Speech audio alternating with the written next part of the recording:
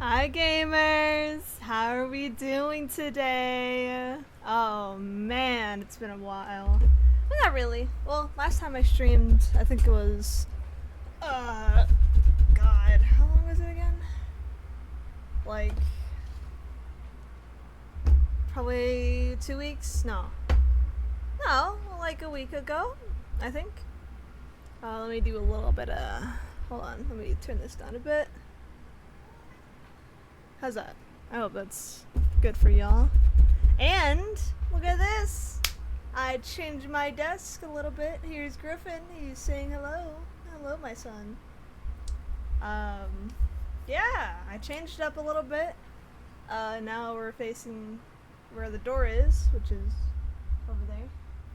I got my food, which I'll move out of the way, just for the folks who don't want to see that, you know. I don't blame them. I eat weird stuff anyways. Got my shelf. Oh, over here. I got my shelf, as Griffin is so pointedly pointing it out right now. A lot of stuff on that shelf. I got my boo, which I'll light up right here. Oh, sorry, Griff. You got it? Oh, you okay? No, he's got it. Now he's looking at it. But yeah, this is the setup. I might need to close the blinds here soon, because the light's gonna get in my eyes.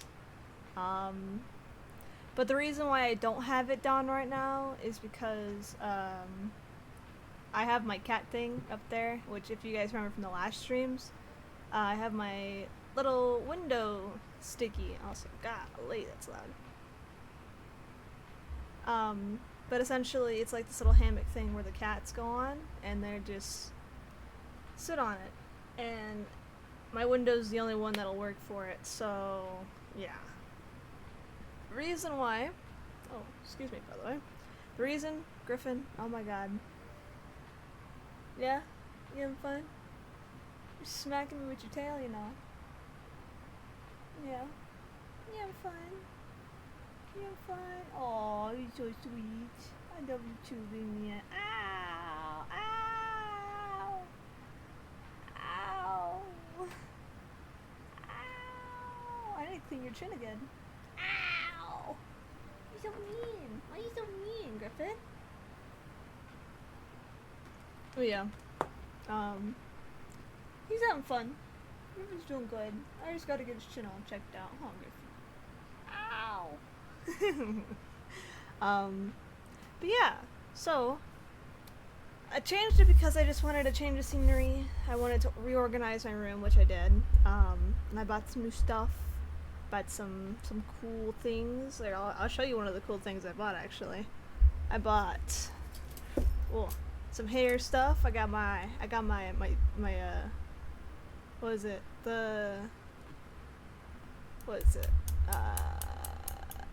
My three headless, I don't know what, my little hydra of brushes. I had to think about it for a second.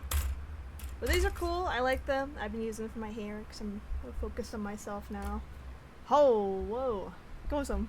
Like that? Like hello? What is this music? This is good.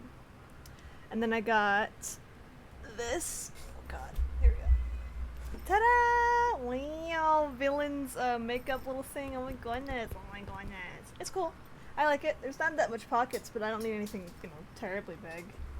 And it's also waterproof, to my knowledge. But yeah. Whoa, we going in the... Yeah? That's crazy. That's good. I need something with low energy.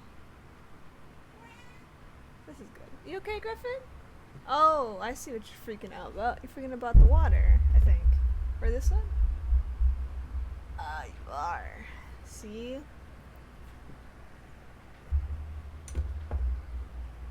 I just know my cat so well.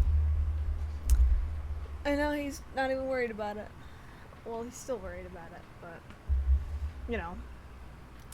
Let's see. Here I am. But yeah. So here's some new changes coming with me and streaming. For one thing, also other side. Well, for one, as you can probably tell from my schedule, I have changed when I will be streaming. I will be doing Wednesdays and then Sunday and Saturday. Crazy, yes, I know. Since it's just one day of the week and then the weekend. And originally I had Wednesday and Tuesday, and then I changed that to Friday, Saturday, and then I'm changing it to Wednesday, Saturday, and Sunday. This will be the permanent one. I promise you that. It will be the permanent one, okay? But yeah, so that's the only thing that's mainly changing. I will try my best to stick to the marathon, the Homestuck marathon that I'm doing right now. However, I'm kind of on the debate of either switching to like say the Homestuck marathon, right? We do a game, we finish it, and then we move to a next game, and then we go back to Homestuck again. I kind of want to do that because, but then again, it wouldn't be a marathon, now wouldn't it? But I just have a lot of games that I would like to play at the moment. Like, specifically, I have Sonic Crossworlds coming up here soon. Yes, I am a whale. I bought the deluxe pack. That was honestly $90, but once that comes out, I will be streaming that as much as possible. Until I get interested in another game, or I just want to change it up, you know? But yeah. So I think for today, I'm just trying to think. Because I do want to do Hiveswap Friendism, which is the next game in our marathon. Because finish Hiveswap, then we're just going to go to Friendism. Just make it simple. But I'm just debating if I want to do that now, or if I want to do that... if I want to do that later on and maybe play another game that I've been holding off on because I know close to nothing about it. So, you know, I am a gambling man. The music, it was very tiring. Let me pull up the Chrome flip a coin. Alright, heads, we'll play Friendism. Tails, we play the other game that I've been wanting to play. Let's see. Ooh, best out of 3 though. Best out of 3. Okay, first one was tails, second one is heads. We'll see here which one will... Oh, it's heads! Alright. Alright. Well, gamers, I guess I'm playing Friendism today. Yeah! So if you don't know, a little brief summary, or a brief little thing, which I'll search up here in a second. So, last stream,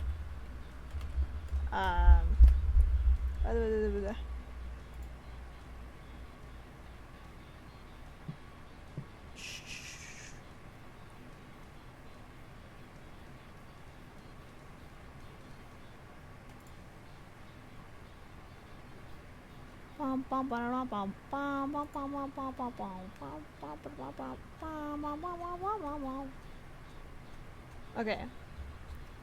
So, essentially, the last streams that we did was Hiveswap. We played the first act and the second act, and we finished, and I quite liked it. It's cool. If you don't know what Hiveswap is, it's essentially it's Andrew Hussey, which was the creator of Homestuck, and he essentially took everything that was in Homestuck and just made it as another story, and a branching route from it, essentially. Because in that game, we had the children of one of the characters, which was Jake, and then he had and we also saw another recurring character from Homestuck, which was Roxy. So it's all connected. It's all connected. There's a lore. There's alternate universes, timelines. And imagine. I mean, technically there is. If you really think about it, there is timelines, and there's also multiverses. I'm just saying.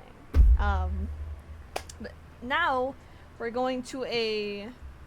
I don't think this is canon, to my knowledge. I think it's just for funsies, shits and giggles. It's also $2 on Steam right now, if you're curious. And if you wanna, you know.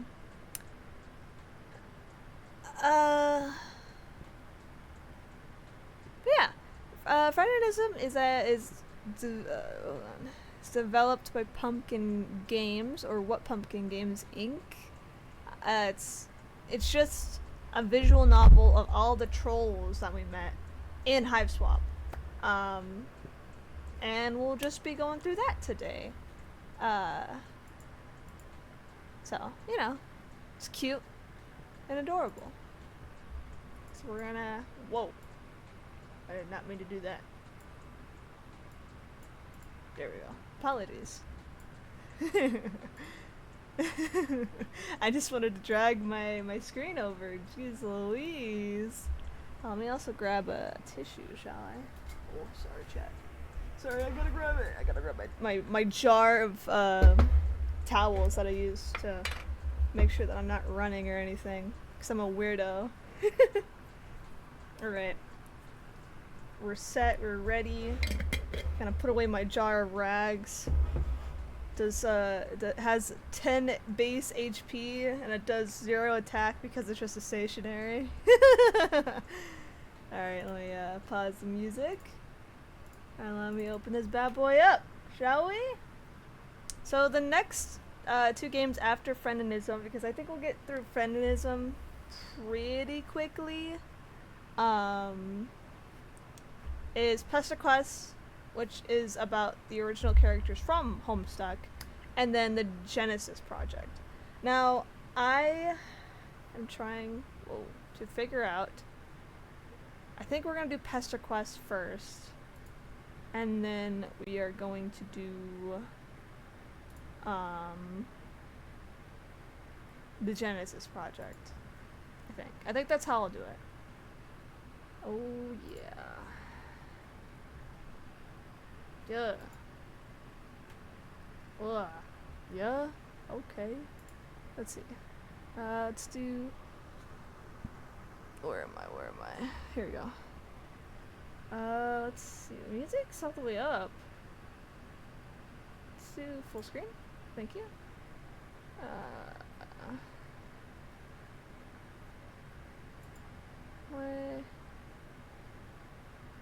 Why is it not showing anymore? Oh, 'cause... Hold on. I guess I do have to do it windowed, huh? Interesting. Okay. Alright. Oh, sorry, chat. I just gotta figure out the music right now. Oh, I see. How's that? Is that good? Should I put it a little lower? Put it like 25. 24. Let's do 22 actually. Whoa. How's that? Is that good? You hear it a little bit, or should I just put it up like 26? Let's put it up to 26. 25. There. Yeah, Griffin. He's having a ball right now. This guy is enjoying himself right now. Come on, 25. Come on. There, that'll work. Alright. So, to my knowledge, robot slide, stabled, transitions, enable, flashing lights, warning, flashing lights. Cool. Auto time window befriendments. Oh, these are all the people we can meet with. Oh, that's cool. Wow, there's a lot of them. Holy. is there anything else? I've never played this, as you can tell. Not even played it once. Okay, close. Okay, Friendism. Hiveswap Friendism. Look at that. How cute. So as you can see, we'll start this, and we're this little guy, I think. To my knowledge, friends. Oh, I see. Ah, I didn't mean to do that. I was like, oh, I need to get to the menu. Ooh. Okay, we're gonna start. Let's try this. Try this out. Oh, Volume 1 of Bloodthirst in Bratwurst. Cute.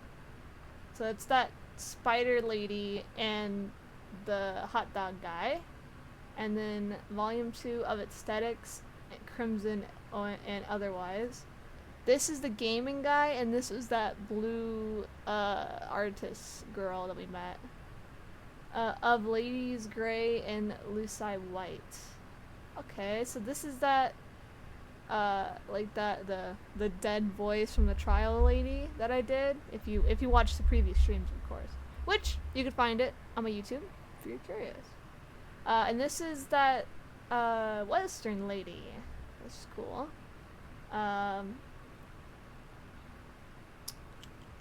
A volume 4 of Right and Wronged. This is that what the hell his name is. It's the fight guy. It's like it reminded the main character of her dad. You know, that whole thing. And then this is that weirdo guy that just loved music a lot. Really funny. Of Affection, Unwanted, or oh no, that's not him. That's him. That's the guy that liked the clown dude.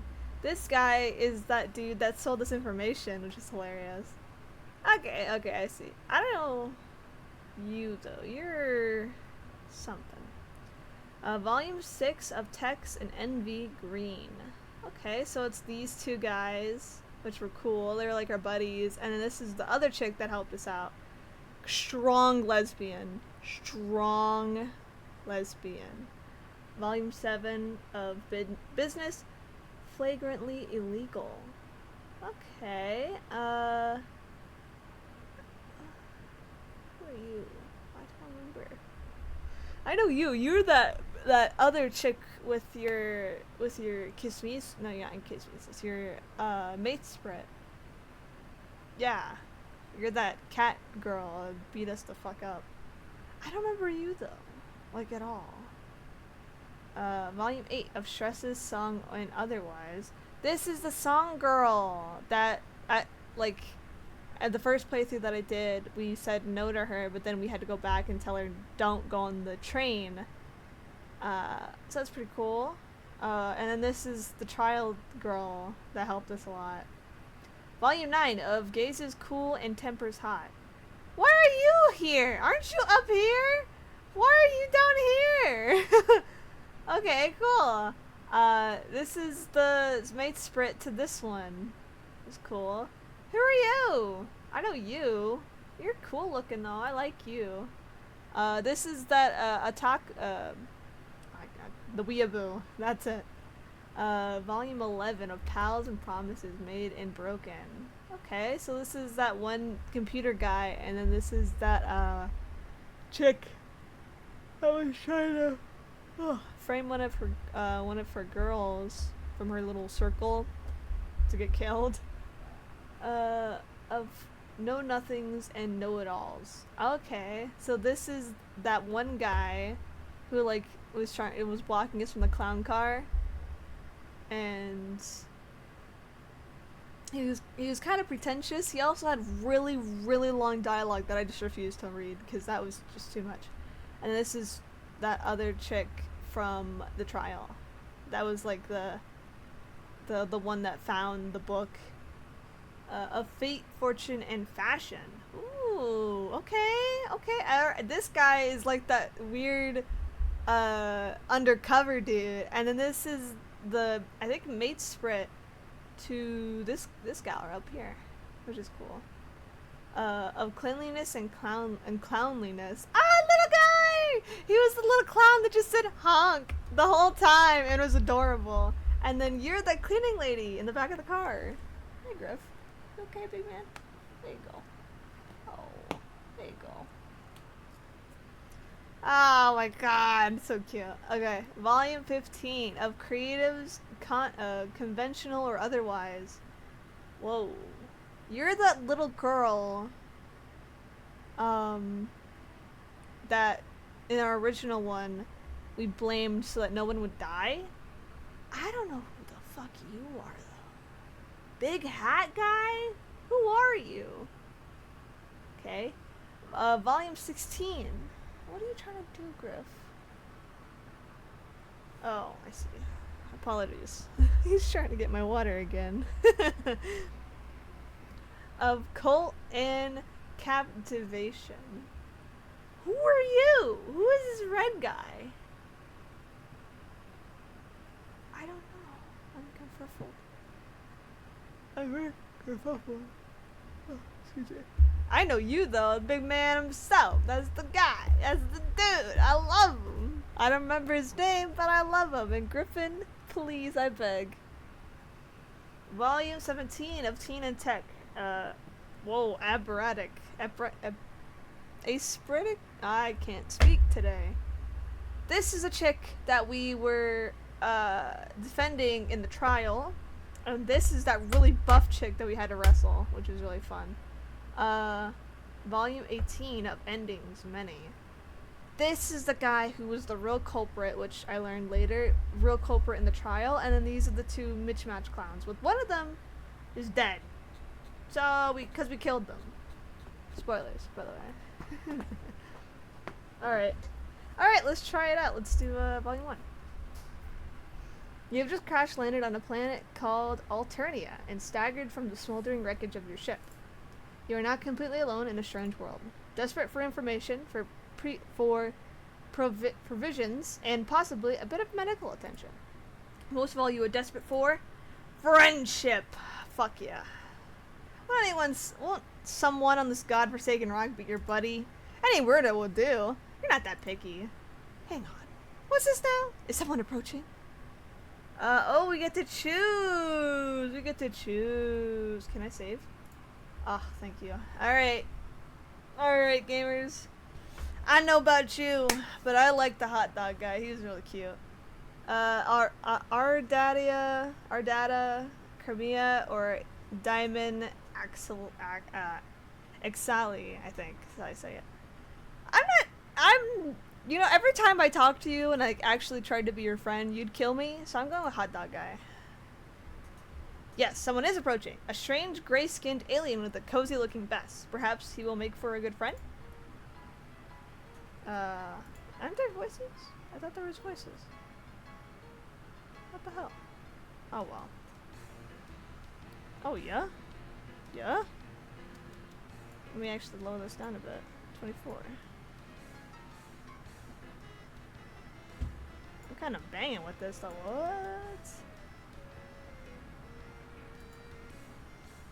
What voice did I do for him? What's up? Ugh. Hang on, sorry. I didn't get a good look at you before I started talking. I gotta hear myself so I can do the voice right. I guess you're really weird looking. Kind of uncomfortable about this. Your stammering reply eventually conveys that you are a lost traveler who is hungry and probably in some need of medical treatment. You're also really lonely and wouldn't mind... Griffin! Jesus Christ, big man. You're also really lonely and wouldn't mind making a new friend right now. Hungry, huh? I see what your game is. You aren't sure what he's talking about. Then your eyes drift on the obvious target. That exquisite hot dog he's holding. Yeah, with little, like, fucking, like, legs on it. Sure, bud. It looks really, really good. Your mouth starts watering noticeably. Oh, no. I knew it. You're just like the rest of them. Your agenda is to have me relinquish my delicacy. Well, forget it. I've been tricked out of 2 oblong meat products this week already. I know you probably think I'm an easy mark due to my blood color, but I still have some dignity at least. You don't know anything about his blood color or Why would that even matter in this conversation about his hot dog? You're hungry, sure, but you didn't mean to cast a threatening gaze at his meal. All you really want to do is make a new buddy, so you don't feel quite as lonely in this strange world. I see. You just want a friend and not my sweet meat. Bro, calm down, bro. Calm it. Griffin, can you hear this? Do you hear this? Sorry, I get a little paranoid when I walk around with such delicacies in public. You can't be too careful. Folks tend to get that greedy look in their eyes on my warm sausage. These are odd ways to express things he's saying, you think? But it would be rude to point out that. Probably the best to change the subject. Get this blossoming friendship moving in the right direction. Well, he doesn't want to ask about the hot dog. I'm also going to save. Which we have a lot of saves, so I'm not worried. We're gonna ask, since he's very protective of his hot dog, let's ask if he lives nearby. Yeah, or I used to, I mean. My place was bombarded by drones a while ago.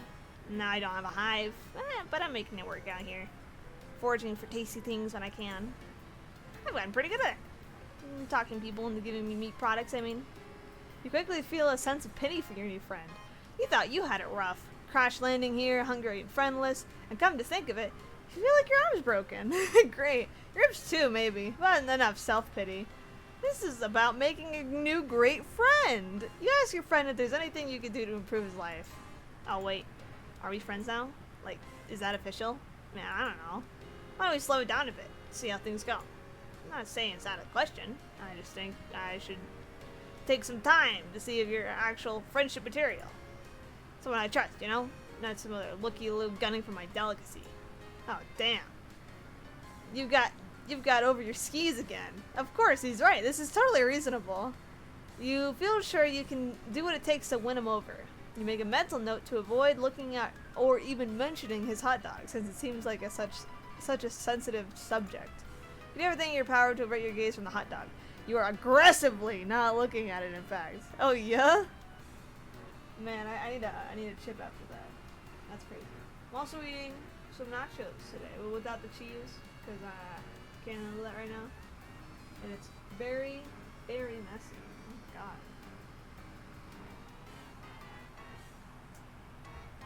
Terrible.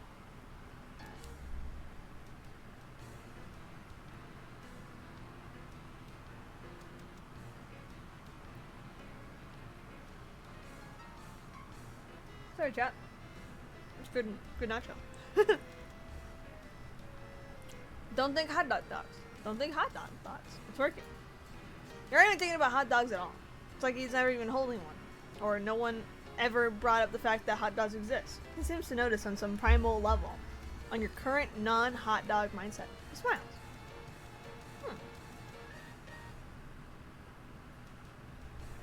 Oh, yeah.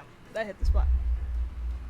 You pay closer attention to the boy's face. It's a nice smile that he has, actually. Very kind, disarming. A few freckles here and there, a mop of messy hair draped over his eyes. What a nice friend this would be to have, you think. He's kind of adorable, really, if you discard his prickly attitude about his hot dog. Oh, wait a minute. You don't want to start thinking that's that are too friendly. You should dial this... Yeah, bro, calm it, bro. You should dial this down a little. Stick to the basics. You just want a cool new friend, nothing more. Should try to spark up some non-meat related conversation soon before things get awkward. You wonder about his house. It got bombed? Yeah, I know. Routine drones passed through my hood. A little bombing, a little culling. That's how it goes around here. I was a lucky one. My Lucis, not so much. He's a goner. You don't know what a Lucis is, but you can deduce it was someone important to him who probably died in the bombing.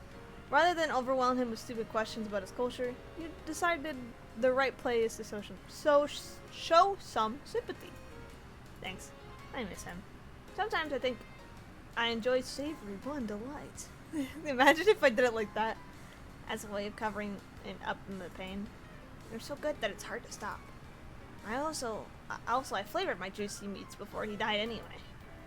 It's something we did together. Why don't we start talking about my hot dog once more? Let's drop it. Please, dude, don't bring it up again. You didn't bring it up, but you don't want to correct them. The boy is clearly grieving. You see two faint red tears roll down his cheeks from behind the messy bangs. Your heart can't take it. You have to console this homeless boy somehow. Then he'll definitely be your friend. But what to do? Alright, well, save in here. There we go. Friendly pat on the back seems like the play, because if I give him a hug, I feel like that'd be too much. So, pat on the back. Keep it simple and pat him on the back a couple times. Everything's gonna be okay. Since you're his new friend, or at least working towards and earning that status, he has a new ally to help him with whatever comes his way. He wipes his tears, and he appears to get himself back together. Your friendly gesture worked. You're right. I shouldn't let the past get me down. In a way, I'm free. I'm off the grid. They probably think I died. No need to worry about knocks on my door, because I'm not a door anymore. Maybe I can live off the land for the rest of my life. Alright, scrounging for scrumptious indulgences, wherever I may find them. By rummaging through awful drums, or smooth talking the right mark. Sounds like the life, honestly. I miss my Lucis, but I think he would be proud of me. If I can make it without him, if I can survive on my own, I know he would be proud of me. Maybe I don't even need to leave the planet. Maybe I can avoid taking the ordeal altogether. I can't test who can't test who you can't find. If I play my cards right, I could probably live to a ripe old age on this planet without getting caught. Like hiding in the alley, like hiding in alleys and sewers, scraping together with just enough succulent proteins to keep myself going. Honestly, I don't even need to get by that long, since I have a much shorter lifespan than most trolls. So I think I might just be able to make this right. You look confused at the last remark, but then again, you don't want to be impolite. He holds up his hand as if to tell you not to bother. I can tell you're not from here. It's okay. Firstbloods don't live a long time. Blood classes higher than me live progressively longer the higher you go up. Sea dwellers live basically forever. It's kind of crazy and seems unfair, but that's how it is. Wow, I didn't know. I mean, that kind of does make sense if you really think about it. Like, them living longer depending on their blood type and their biology, obviously. It's quite interesting. I'd be jealous of them, but I think I'm not. I'm also grateful that I don't have very long to make it in this world. I don't know what I'd do if I had longer. I'm happy to settle in a nice short ride, keep a low profile, take in some good meat along the way. Nothing wrong with that life, if you ask me. You understand. Seems like a tragic story, but if your friend makes peace with his destiny, you might as well too. You offer a sympathetic shrug and continue your impressive streak of consecutive seconds not looking at his hot dog at all. He smiles again. He seems to be relaxed, gripping the dog a little less tightly. That's good. You know, you're good at listening. Not many people understand me at all. A lot of people find my overly positive attitude towards meat delights to be strange and off-putting. I've heard this more than once and lost some friends that way. Whew. There's a lot of personal dramas I do not want to talk about, let me tell you. Well, you're different. Maybe you put me at ease because it's obvious you're even lower than me? No offense, but you are. Jones would vaporize hornless goof like you, no questions asked. Oh, sorry, I didn't mean to scare you. You laugh it off. You're not scary, you say. You survived worse. You pat down your broken bones and wince. You clutch your sore ribs with a broken arm and wince even harder because of that. Oh man, looks like the arm's hurt, huh? I guess it's broken. Let's see what we can do about that. Here, hold this for a second. He hands you his hot dog without hesitation. Holy shit, oh wow. He wants you to hold it? This is such a remarkable gesture of trust, you're overwhelmed. You gingerly take the hot dog in your good arm, being very careful. You hold the hot dog beneath your fingertips as if it's a priceless, delicate treasure. He takes off his vest and puts it on the ground. Then he takes off his shirt. You avert your eyes for a moment, then realize that's silly. Nothing particularly indecent about this, you suppose. If he's uncomfortable, so are you. Then he puts his vest back on, takes the hot dog from you, and takes his shirt. Here, make a sling out of it. That should help. He's right. It does help. The broken arm is still a lot more comfortable and secure. The shirt smells like meat, too. You can't tell if you think that's a bonus or if it's weird. You decided it's a bonus. This is your new friend. He loves meat, and so do you. It's your greatest common interest, in fact. Nice. You know, I think we make a pretty good team. I don't know if I'm ready to officially call you my friend yet, but I may be getting close. You're pushing all the right buttons, man. Just being someone who listens and understands. You have no idea how that means to me. You're happy to hear this. It makes your heart sing. Well, if you're keeping it totally real, some of these things he's saying are a little strange. Like, maybe this boy wasn't really socialized properly, by as loose as you guess. You think that might be his dad, but then again, you don't dare ask. Not when the positive feelings are flowing like this. Like Kill the Moon. Gets a little closer, swoops a hand through his thick black bangs. For the briefest moment, you catch a glimpse of one of his eyes, regarding you fondly. Whoa, buddy, I thought we were just gonna be friends! Your heart beats a little faster. It puts a hand on your shoulder. You're starting to wonder at all if he's interested in friendship. You hope that's all he wants. You don't think you're ready for anything more than that. Griffin Baps, what are you doing? He's on my shoulder right now. Look at this. What are you doing, buddy? You're just sitting here. Yeah? You okay? What are you doing? What's going on, man?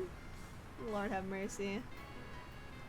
You don't think you're ready for anything more than that. You're desperate for friendship, or really companionship of any sort. But that's moving pretty fast for you. No kidding, man. Oh, dude. Hair's killing me. But you're too nervous to make your feelings clear on all of this. If he goes any further, you're not sure if you'll have the will to protest. Listen, dude. This gorgeous meat product we both admire. I'm thinking, maybe we should share it. I think that sounds actually good. Oh my, yes. That sounds wonderful. You're so hungry. And beside yourself with the gratitude that Damon is willing to share with you something so precious to him, it really means a lot. Here, I have an idea. He brings... Whoa, bro! Hold on! Hold on! I don't want to do this anymore. I just wanted to be your friend. Oh, God. Oh, no. I should have just taken the spider lady.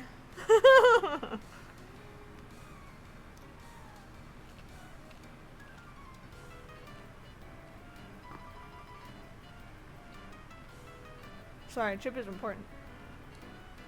He brings his face close to yours. He holds the hot dog between your faces, and both ends of the dog are pointing to his mouth and yours. You're not sure what he wants to do. You can't seem to find the breath to ask. It seems like he wants you to eat the hot dog with him, Lady in the Tramp style. You bet your sweet bippy I will. I mean, that's all we could really do, so let's do it. Yes, if pressed on it, you agree to act you agree the act is uncomfortably erotic.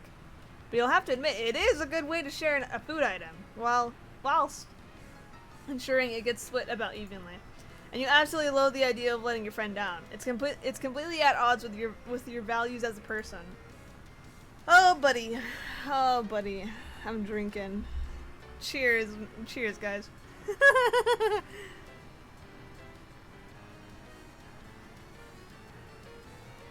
Oh. You chomp down on the end of your hot dog, as he does with his end simultaneously. Holy shit, that's so good. Take another bite. He takes another bite perfectly. He's really good at this game. It's throwing off your chewing a bit, which makes you cough a little when you swallow. But you don't feel like you can pause without break eating rhythm with him. It might be what a bad friend would do. Keep going, without really quite swallowing as you go. You get closer to his face, which is creating an immediate situation you aren't sure how you're going to handle. You haven't planned for it, and it's coming up fast. The hot dog backlog is collecting in your throat, is getting a bit too heavy, and you try to swallow, but you can't. You gag and cough up all of the chewed up hot dog matter explosively in his face. No! He recoils, absolutely stunned. His bangs are blown back, and he's staring at you with the wide eyes. Hot dog and bun bits are all over his face. He can't say nothing for a moment. Oh my god. Then he puts his hand to his throat. Oh fuck, he's choking. Uh-oh. He points at his mouth desperately. You need to do something. The Heimlich, of course. That's what you need to do. You need to save your friend's life. You get behind him and put your good arm around his belly and form a fist. You plunge his fist under his ribs, trying to dislodge the mystic. Whoa. Okay. Delicacy. It's no use. You can't get any real leverage. You need to use your other arm. It really hurts though. You'll have to make a sacrifice for your friend. Yes, the friend who may have just tried to trick you in kissing him with a silly little hot dog stunt. You're not sure how you'll navigate that tricky subject once he's breathing again, but you'll have to deal with that later. Right now, you have the life to save. You put your broken arm out of the sling and grab your other fist in front of his belly and squeeze. You try and try, his face is turning, well, not blue. Deep red? You guess his blood is rust colored. Sure, that makes sense. Yank once more time, your broken arm throbbing in the pain. Oh, he's good! He's good! A huge glob of chewed up hot dog launches out of his mouth like a cannonball, and the explosion creates enough force in the other direction. It caused you to actually lift him up in the air and accidentally suplexed him into the mud behind you. Man. You, in turn, go tumbling over him, and the two of you are now locked in an inseparable pinwheel of interspecies downhill mayhem. You roll and roll down the grassy incline towards a nearby neighborhood, towards the street. Luckily, you stop just short of the street, but Damon's neck lands right on the sharp. Oh! Uh-oh. Uh-oh. Neck lands on the sharp edge of the curb, and after flipping in there once or twice, you come down on his face with your big ass. You hear a crack. Damon, you slap his cheek a little. No response. He's not breathing. You check his mouth. Throat is clear of hot dog debris. Oh god. This can't be happening. You look around, panicked. This isn't what you need right now. All you need was a friend. You can't be held responsible for alien murder. You have to hide the body. Oh god, we killed him. You see a couple of kids creeping out of their neighborhood to see what all the commotion's about. There's no time. You gotta find a bush or something. There. Over there. Looks like a little alien bushy thing. It's pretty small, but it'll have to do. You drag the vested shirtless carcass over to the bush. You dump the body in the bush, and it's really not convincing. Looks like a dead kid was unceremoniously dropped on the top of a small bush in a poor attempt to conceal a murder. You come up with a better... Wait a minute, someone's standing behind you. Oh, Ardadia! Hello, stranger. Don't worry, this little mess you've made, I'll take care of it for you. You killed him! No! I didn't mean to! Damn it. Alright, let's go back. I guess we do this. Forget it. I'm leaving forever. Bye. No! Disrespectful! Ah! Cool. Okay, well, we have to do this. And then we do the other... We hug him, I think. Excuse me. Yes, we hug him. You open your arms and approach him with a posture of great compassion. You furrow your brow upwardly in a bit, as if to say, I know how hard it is. You advance, and he's leaning a little backward, as if caught off guard by your sympathy. Maybe you're coming on too strong? But you know there's no turning back now. You don't just throw the brakes on an imminent, heartfelt hug like this. You embrace him awkwardly, and it goes well for a moment, until you realize your arm's broken, and it seizes in reflective in pain. It jostled the hot dog in his hand, and he bobbed it. Oh my god, he bobbled it. You both gasp. You try to detach from the hug so you can catch the dog, but it's already on its way to the ground. In your attempt to save it, you stagger backwards and slip. The hot dog gets smushed under your big ass. The moment... Oh no! We crushed it! Under your big dumb ass. The moment it makes contact with the ground, Damon lets out a shriek. No! Oh, dude. Dude, my dog! Can you imagine? You're talking to a stranger, he tells you your life, you know, and you know, you really feel bad for him, because he's crying in front of you, so you give him a hug, and the fucking thing in his hand falls, and you fall on it, and he's like, dude! My dog! Can you imagine? Oh, God. You scramble up to get just in time, hoping you're not as owned as it looks, but your feet keep slipping and your butt keeps grinding the hot dog in the mud. When the carnage finally subsides, you roll over and check it out. It's completely unsalvageable! Just gross, meaty mud. Oh, Griffin. Jesus Christ, man. Like the hot dog never even existed. Oh, Damon howls in agony and slips backward against a tree. Oh no, you fucked up this so bad. That's it, man. I've lost everything. Not sure what the point of living is even more. You're absolutely mortified by your clumsiness and foolishness. I have a feeling you'll be thinking about this for the moment for years to come. During those insecure moments when your mind seems to be looking for any excuse to make yourself cringe with self-doubt and shame. Oh, fucking hell. Still, you can't help but feel this guy is being a little unreasonable. It's just one hot dog. There are probably more of those to come by, for those who know where to look in this strange world. He himself said he made a habit of enjoying these, so that can't be all that uncommon. Maybe he just has an unusual psychological disorder surrounding a fixation of this particular food item. Yeah, that could be it. Poor guy. This just means he needs your support as a friend all the more. You won't give up on your friends. Or, for that matter, people who are trying desperately to become friends with. That just isn't who you are as a person. You have an idea. You run it by him with a sense of optimism and salesmanship. The past is behind you. There is no need to wallow in self-incrimination and guilt over the hot dog incident. Damon perks up a little. You want to help me get another hot dog? Absolutely! It sounds like a fun adventure, you say. Something to bond over. To bring two buddies to closer together. Okay, you don't say that out loud, but you really hope it's true. I don't know. It could be a long shot. Sometimes it could be days before I'm united with another plump treat. Glistening in perspiration. Steaming, relaxing, in a soft melt in your mouth loaf. Damn. Now I really want a hot dog. Guess I don't have much choice but to take any offer. Do I? What do you have in mind? That's a good question. You haven't made a plan yet, and frankly, you don't even know where to begin with. But he's interested in spending more time with you, which is the most important thing. You'll figure something out. You decided a display of confidence is called for here. A real show of leadership to improve morale. You smile, hold up your head high, and tell him to follow you. You know exactly what to do. Well, not really, but you give no indication of that at all.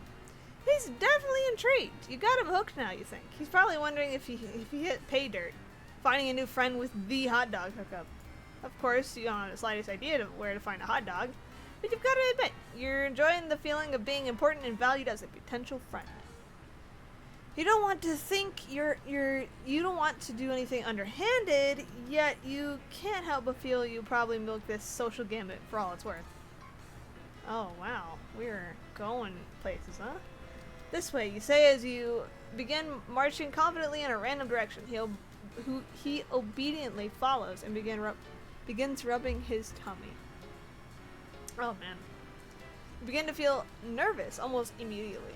You have absolutely no idea how this is going to play out, and if it stands any chance of resulting in a hot dog at the end of the journey. But well, you'll figure out something along the way. You lead him through the streets and winding through the yards of strange-looking houses, and he follows. He takes care to make sure both of you are not seen, which could get you both into trouble, apparently. The improvised circuitous route appears to provoke his suspicion. Dude, are you sure you know where the dog is? This is like you're maybe lost. Oh, absolutely. Yeah, absolutely sure you know where to find one, you say. You're just throwing anyone off the trail who might be following you. You nod solemnly, as if it made perfect sense. Cool, man. Oh, brother. Woo! But you can't keep him guessing like this forever. You gotta do something. Take a bold action to keep his interest in the wiener quest. Yeah? You say it this way. Hey! I'm streaming. I'm streaming. Okay, I was just trying to check your room out. Oh, I know. My mother. I know. He's being a good guy. Okay.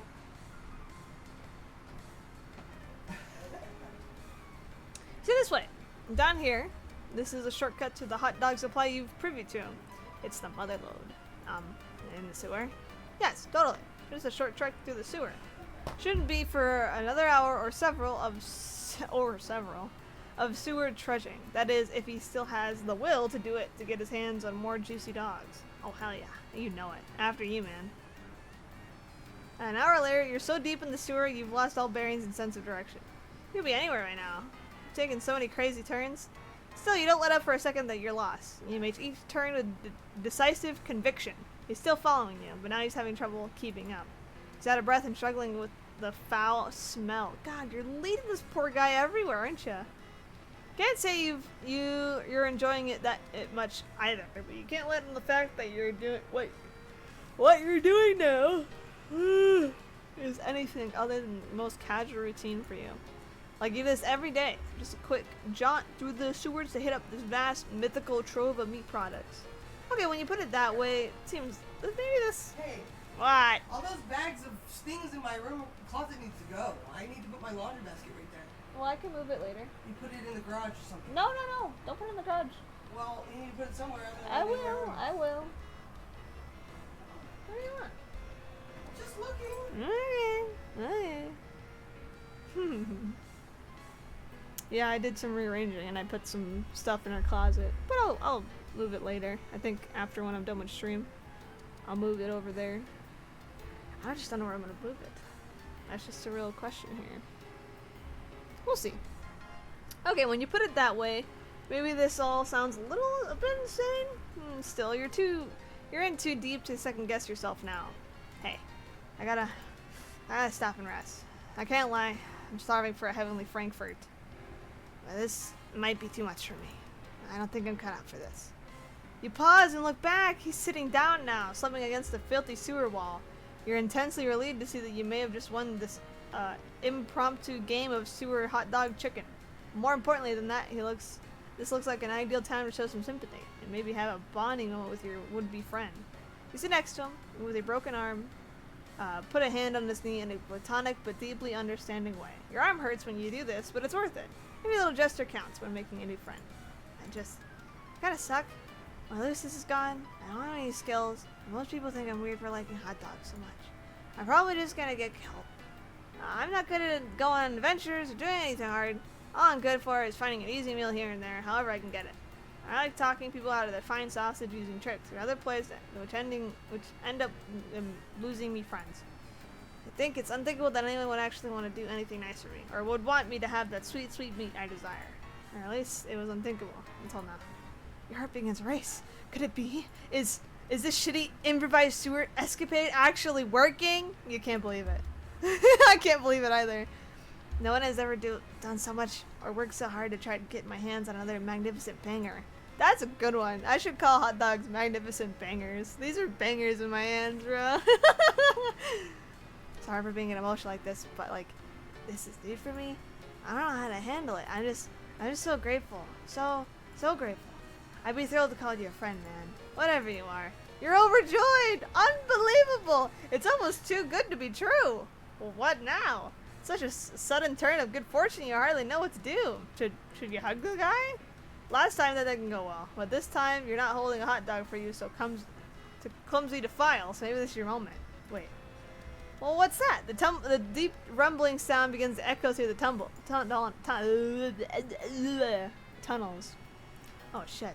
They found us. It's a drone, dude. I guess on like sewer duty. Yeah, we gotta run. He gets up, grabs your hand, and sprints. It's a lot faster than he looks when motivated to get moving. He turns this way and that as the rumbling gets closer. No! We're in the ruer! The ruer? We're in this lodge! Ah! But he slips on something, and you both tumble into the river with horrific sludge. Bro, I can't swim! Help! Oh no, your bad arm finds purchase on a ledge, and though it's very painful, you heroically salvage your friend from the muck with the other arm. He coughs and gasps for breath. You find a nearby ladder, shove him upward until he starts climbing on his own. You follow him. Wow, you burst through. Oh, where are we actually?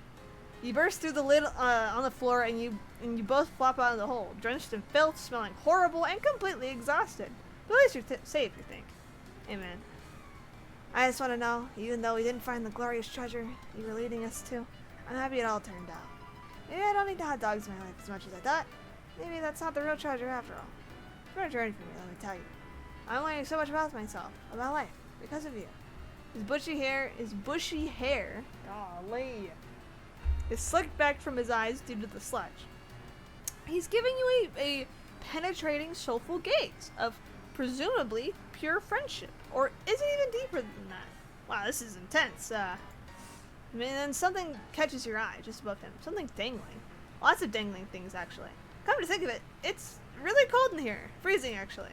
Oh my god, we're eating hot dogs?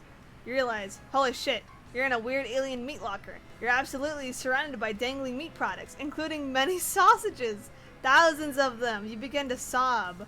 Your sobbing soon turns into unrestrained wailing of a raw catharsis? I think so. He joins you, and the tears flow freely from both of you. You embrace each other and let it all out. Suddenly, it hits you. Both of you. This is by far the happiest day of your life. Yay! Meet heaven! Ah, look at us! We're best friends! Yippee! They're so cute. We did it! That's cool. Okay. Let's, I guess your data. Oh, what? What do you want? What? What, Griffin? Oh, would you go boy? Would you go boy? Would you go boy? Yeah. Oh. He's so very noisy. Alright, so this time we chose our data. I also think I'm gonna do this one and then the next one, and then I might switch it up. We'll see how I feel. Yes, someone is approaching. A strange, gray-skinned alien clad in blue. Perhaps they will make a good friend? Dear God, and just what are you supposed to be? Your stammering reply eventually conveys that you are a lost traveler who is hungry and probably in need of some medical attention. You're also really lonely and wouldn't mind taking a new friend about right now. Oh my. Ha ha ha ha. Yep, perfect. Oh, how funny this is. How very droll. You want to be my friend? I think's too much. This thing at my doorstep, wishing to know me in any capacity. The hilarity somehow escapes my ability to capture with maniacal laughter. How rare. You apologize for the presumptuous request. You hang your head, turn around, and begin to walk away. And just what the fuck do you think you're doing? Who invited you to leave? You stop in your tracks obediently and turn to face her again. Your possibly broken ribs are throbbing in pain, but this does not strike you as the right moment to exhibit weakness. It dawns on me that we may have gotten on the wrong saunter pod. Okay. Damn, bitch. Where are my manners? Ghastly behavior on my part. After all, it isn't your fault. You seem to be sort of a hideous freak, is it? And such a tragic creature cannot be held responsible for such a devastating shortfall of social competence. I would weep for you, really, except that crying out of all three eyes at once gets a bit messy. So instead, I think I'll be saving my tears for someone less offensively worthless. You aren't sure if she's inviting you inside, or if she just got you to stay a little longer so she can insult you more. You try to remain stoic, while your confrontational new friend decides what to do with you. Unfortunately, you sniffle lightly. Oh my, oh dear, you're sad. So amusing to me. Mildly endearing, even? Perhaps. I'll decide later if it's endearing, once I have more information. It's entirely possible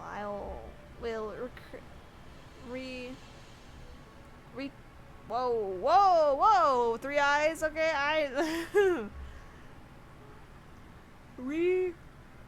oh god. Retractively decide it's disgusting. But for now, try to put yourself at ease. You completely pitiful fool. Not one more sniffle. Do you understand? You nod while practicing explanatory control over your nose. You have gotten yourself so agitated. I wonder why. You have nothing to worry about from me. Of course, I will be your friend. Conditionally, I mean. There is a chance the designation will be formalized if you behave in the ways that I have proved. Starting now. Let's call it a friendship in progress. Agreed? Your heart swells. This is what you've been waiting for. A new friend. Gosh. All you have to do now is try not to fuck anything up at all. Possibly for many hours. Come to my hive. This way. After me. You look like you could use nourishment. Okay, damn. I don't know what it is, whatever you are eats generally. Okay, there you go. But it doesn't matter.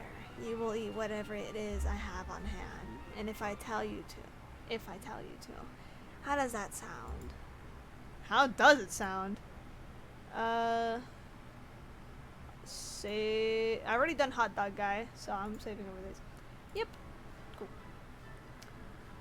Sounds good. I mean, sounds fine, I guess. I mean, she wants a resounding yes, so it sounds good. I'll do whatever you say. Obviously, it sounds good. You will definitely enjoy it. You will enjoy everything I provide you with and tell you what to do. I can't imagine any sort of negativity or agreement coming from one of my friends. I will assume that we will share this philosophy when it comes to friendship. You say, oh yes, absolutely. You nod as enthusiastically as you can, without aggravating your broken ribs. You considering giving her a thumbs up as well, until you realize one of your arms is probably broken too. You'll try to make sure she doesn't notice, though. You probably leave a bad impression. Come with me. There's something I need your help with.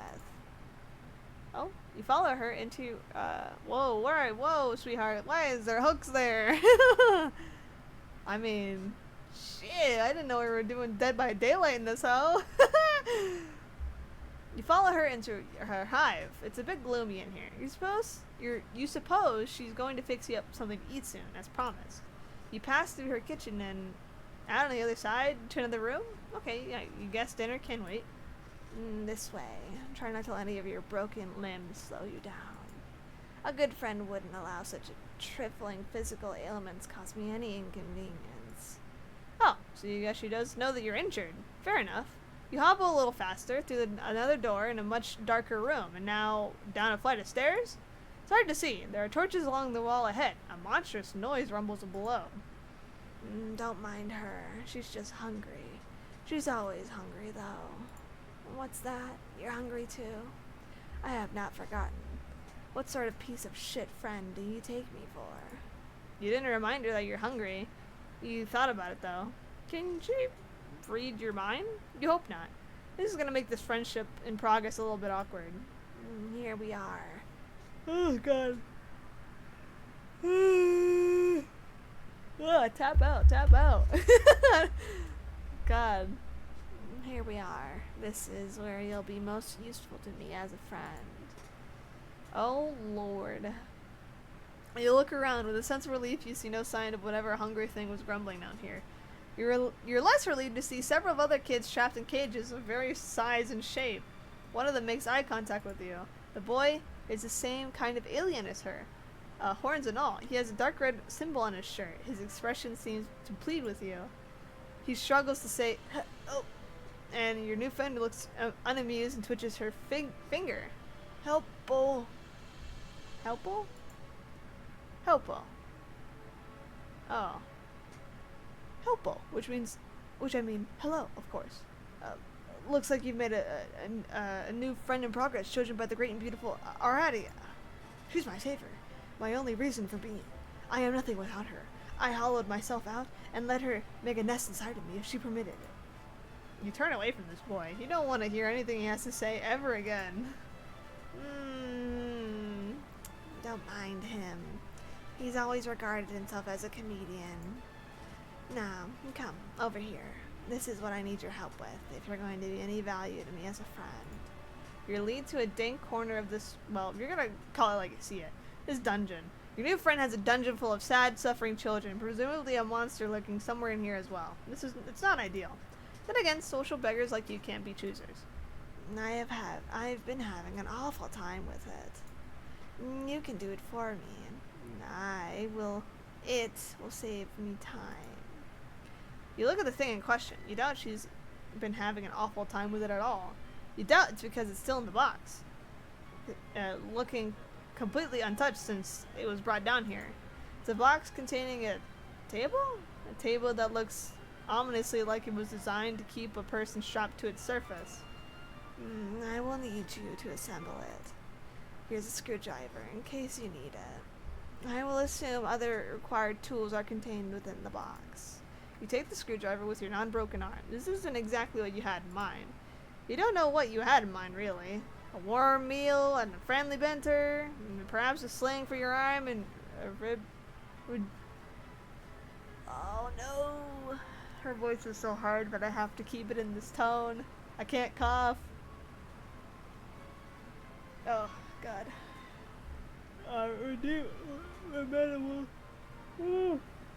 Balm for your ribs?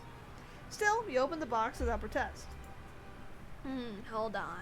Before you start, this will make for excellent content. My fans will appreciate this. She sets up a video recording device on a tripod and points it at you. A video feed comes to life on several monitors just behind you. You see in one corner of the screen an unflattering angle of your torso hunched over the furniture box. Other rectangles contain shots of other kids in the cages around the room. You suppose these cameras are pointing at them, too. You had no idea this friendship came with the perk of instant stardom. Now you may begin. She's suddenly sitting in a comfortable-looking chair facing you, holding a chalice, swishing some viscous liquid it contains. You have all the parts spread out on the floor, organized according to their labels in the instructions. You try to remember the last time you assembled something like this. You don't recall enjoying it. To be perfectly honest, this doesn't look like something that'll be fun at all. She frowns at you conspicuously. Oh, how sad for you. I'm sorry. Is this activity not to your liking? You reassure her that vigorously, no, it looks amazing. You love shit like this. That's what you're born for, you say, as you swish the screwdriver around, demonstrating your plainly evident skill with the tool. Forget the thing you just thought. Completely arbitrary and wrong thoughts pop in your head all the time. It means nothing, you swear. Yes, I hear that a lot. Continue. You open your little bag full of screws. Jesus, there are like 50 screws of this thing. Where could all of these screws possibly even go? Judging from the picture, the table really doesn't seem that complicated. You look at your screwdriver and studies the screws. Every single one requires an Allen wrench. Does this thing even come with an Allen wrench? The instructions seem to suggest it does. You look around, but you don't see one. Did you open the bag too forcibly? Did the Allen wrench go bouncing off in the dark dungeon crevice somewhere nearby? Maybe you lost some screws too. Damn it. You begin to sweat and look around nervously. You jump underneath one of the parts. No, it's not there. You grip the screwdriver a little tighter. You wonder what to do next. Let's save. Yeah. Okay. Let's get the hell out of there. I mean, shit. Just do your best assembling the table. This is what friends are for. I mean, we're already here. I feel like if we leave, we are going to die. So, might as well. Oh God. You decide it would be best not to complain about the missing Allen wrench. Your friend would probably consider it bad form. You'll just make do and twist it all in all the screws by hand as best as you can. Your broken arm isn't making this any easier. You favor the other one and prop pieces into place precariously, leaning against each other while you nudge them into position with your legs so that the screw holds the line. It's really frustrating work, you're not gonna lie. But as you are twisting in the first screw, the grooves slip and the screw gets stuck.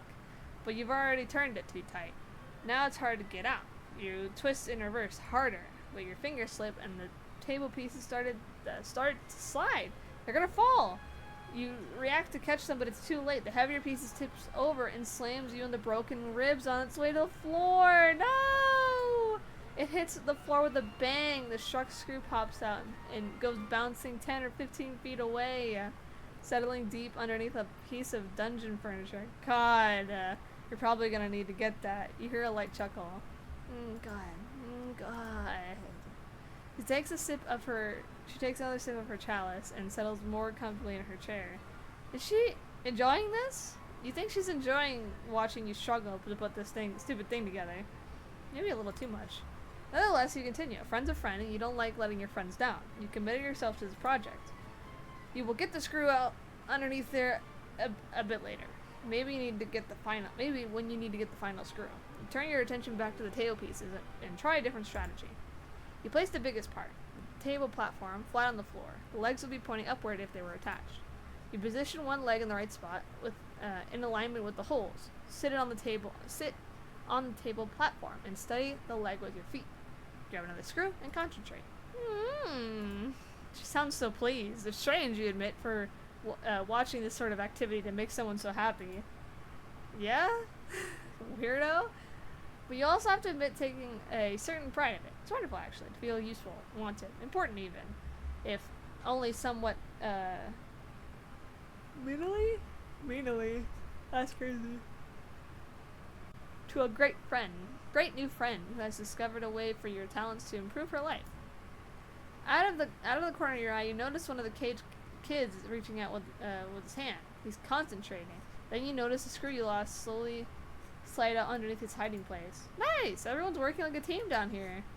Ardia does not look at the kid, but stares a bit. She reaches towards him, and he appears to have trouble breathing. Oh, after a moment, the screw slowly slides back under the thing. What? Did you just make her fucking job harder, you asshole? Oh my god, this bitch. I'm gonna eat my candy. That's so awful. Oh, and the sun is coming back. Oh lord. And now you can't even see my camera. I'm just bright. Ugh. I'll just hunch down like this. She releases him from his breathing problems and resumes her pleasant expression and takes another sip from the chalice. You guessed that was against the rules? You decided to make note of it. Your friend runs a tight ship down here. You respect that. Hey, I mean, shit. You know, when game meets game, I mean, you know. An hour later, you have all 4 legs on, plus some other accoutrements attached. You wrestle mightily on the thing to get it upright, using only your good arm. It seems she may have forgotten about the final missing screw. You doubt the table needs it. Decide you won't bring it up if she won't. You give it a test. It's probably wobbly, since you were only able to tighten the screws with your bare fingers. But again, she doesn't seem to mind. She reclines, having a look, and has a look on her face which makes her appear absolutely enamored by your handiwork. She has finished her drink, and the chalice is on a side table. Some awful-looking thing crawls along the floor towards her. It looks like some sort of spider, the size of an average dog.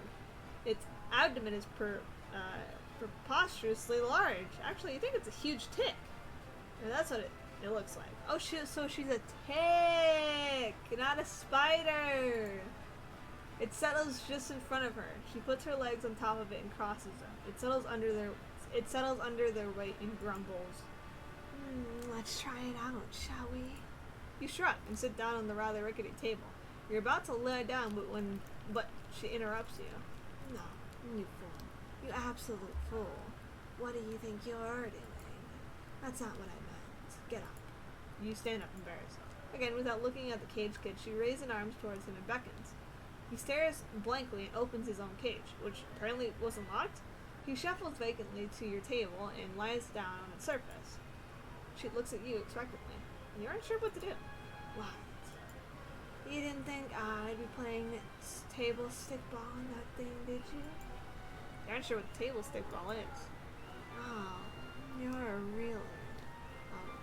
really are pretty simple, aren't you? It's like a miniature version of arena stickball played on a table. Got it? You don't, but you're not. Now, go to it. You shackle the kid's arm and legs to the table. That seems to be the right thing to do, since the thing comes fitted with shackles. She gets up and lifts her huge tick-like pet. It makes more grumpy noises.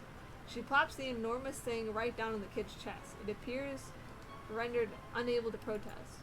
The tick bites the boy's neck and begins to feed. Oh, so she's feeding her Lucis. I see. 'Cause it's a tick. Oh my god. Lucis, by the way, are like their parents. So you know. The tick bites the boy's neck and begins to feed. She smiles and pats the swelling abdomen. Dark rust-colored blood dribbles from the place where it has attached to the boy's neck. Moments go by while she is looking gratified by the process, proud almost. Then she looks at you expectantly. Well, You don't know what she means. the final screw. Aren't you going to retrieve it and screw in whatever it needs to go? The job isn't done. I don't keep company of many individuals who leave things unfinished. Of course, what were you thinking? You should have known your friend wouldn't have let that go unnoticed. I actually feel like an idiot for thinking you would. You stoop very low to the ground on your knees, placing your cheek just above the floor. You peer under the large Oh. God damn it, I'm trying to open this goddamn thing. It's not working. I'm still about York, man. That's good candy. My favorite ones, actually. It's dark in there, and it goes back a ways. Back a ways. Sure. Lots of room for that darn little screw to roll. Oh. Hold on.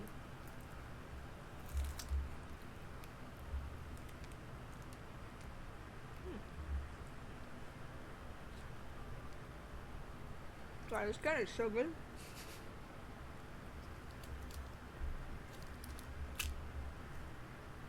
You take a few pitiful swipes with your good arm and become up empty. It must be further back. You think you can see it?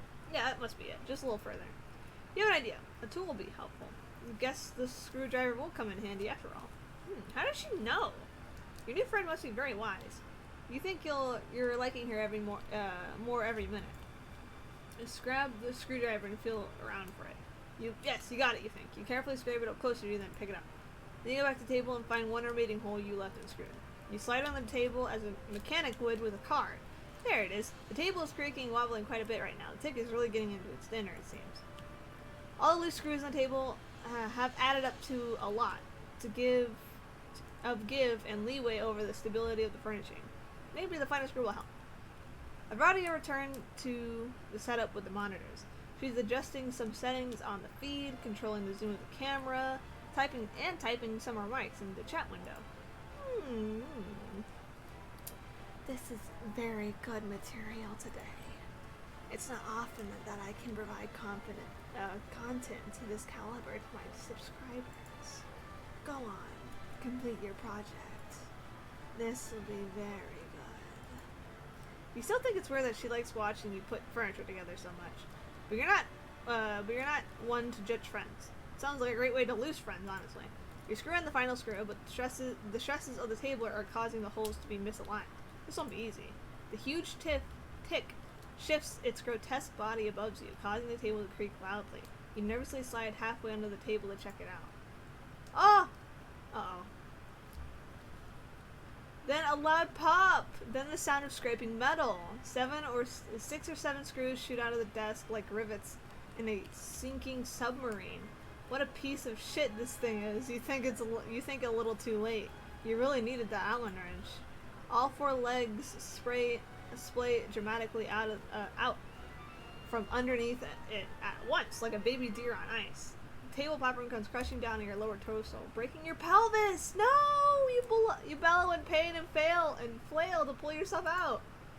Oh no! You forget that you're holding a screwdriver. In your desperate flailing, you plunge the screwdriver in the fat abdomen of the tick, which begins gushing rust blood with great force, spraying your entire upper body and face.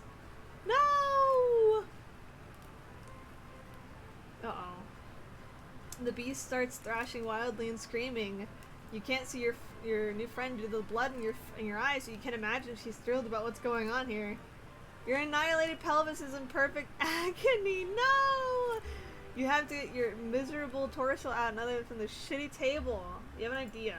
With your broken arm, you start slapping the big ass of the screaming dick while yelling yeehaw.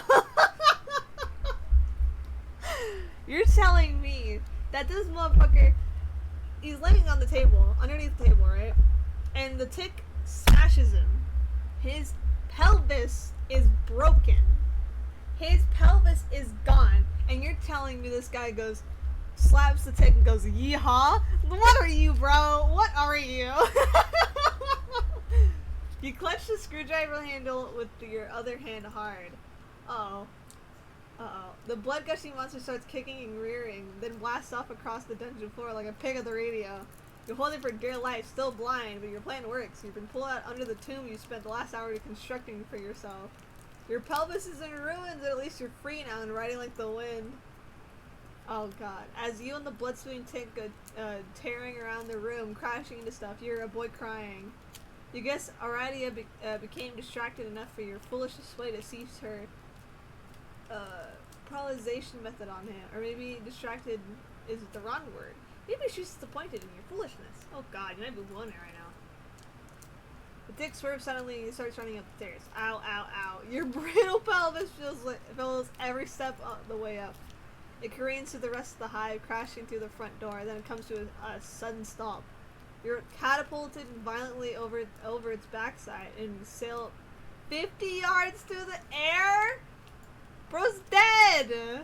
Bro is dead! Bro is so dead. You land on your ass and wipe the blood from your eyes. Okay, this is embarrassing. But everyone makes mistakes, right? You can still salvage this friendship. You know you can. Oh shit. You turn back to look at her hive. Aradia is standing in the doorway with a furious look on her face. She's flipping you off. You will not be my friend. No! Rejection! Damn it. Alright, let's try it out. So I think we did good here. We'll try it again. Sounds fine. Get the fuck out of my face and never come back. No. Rejection. No.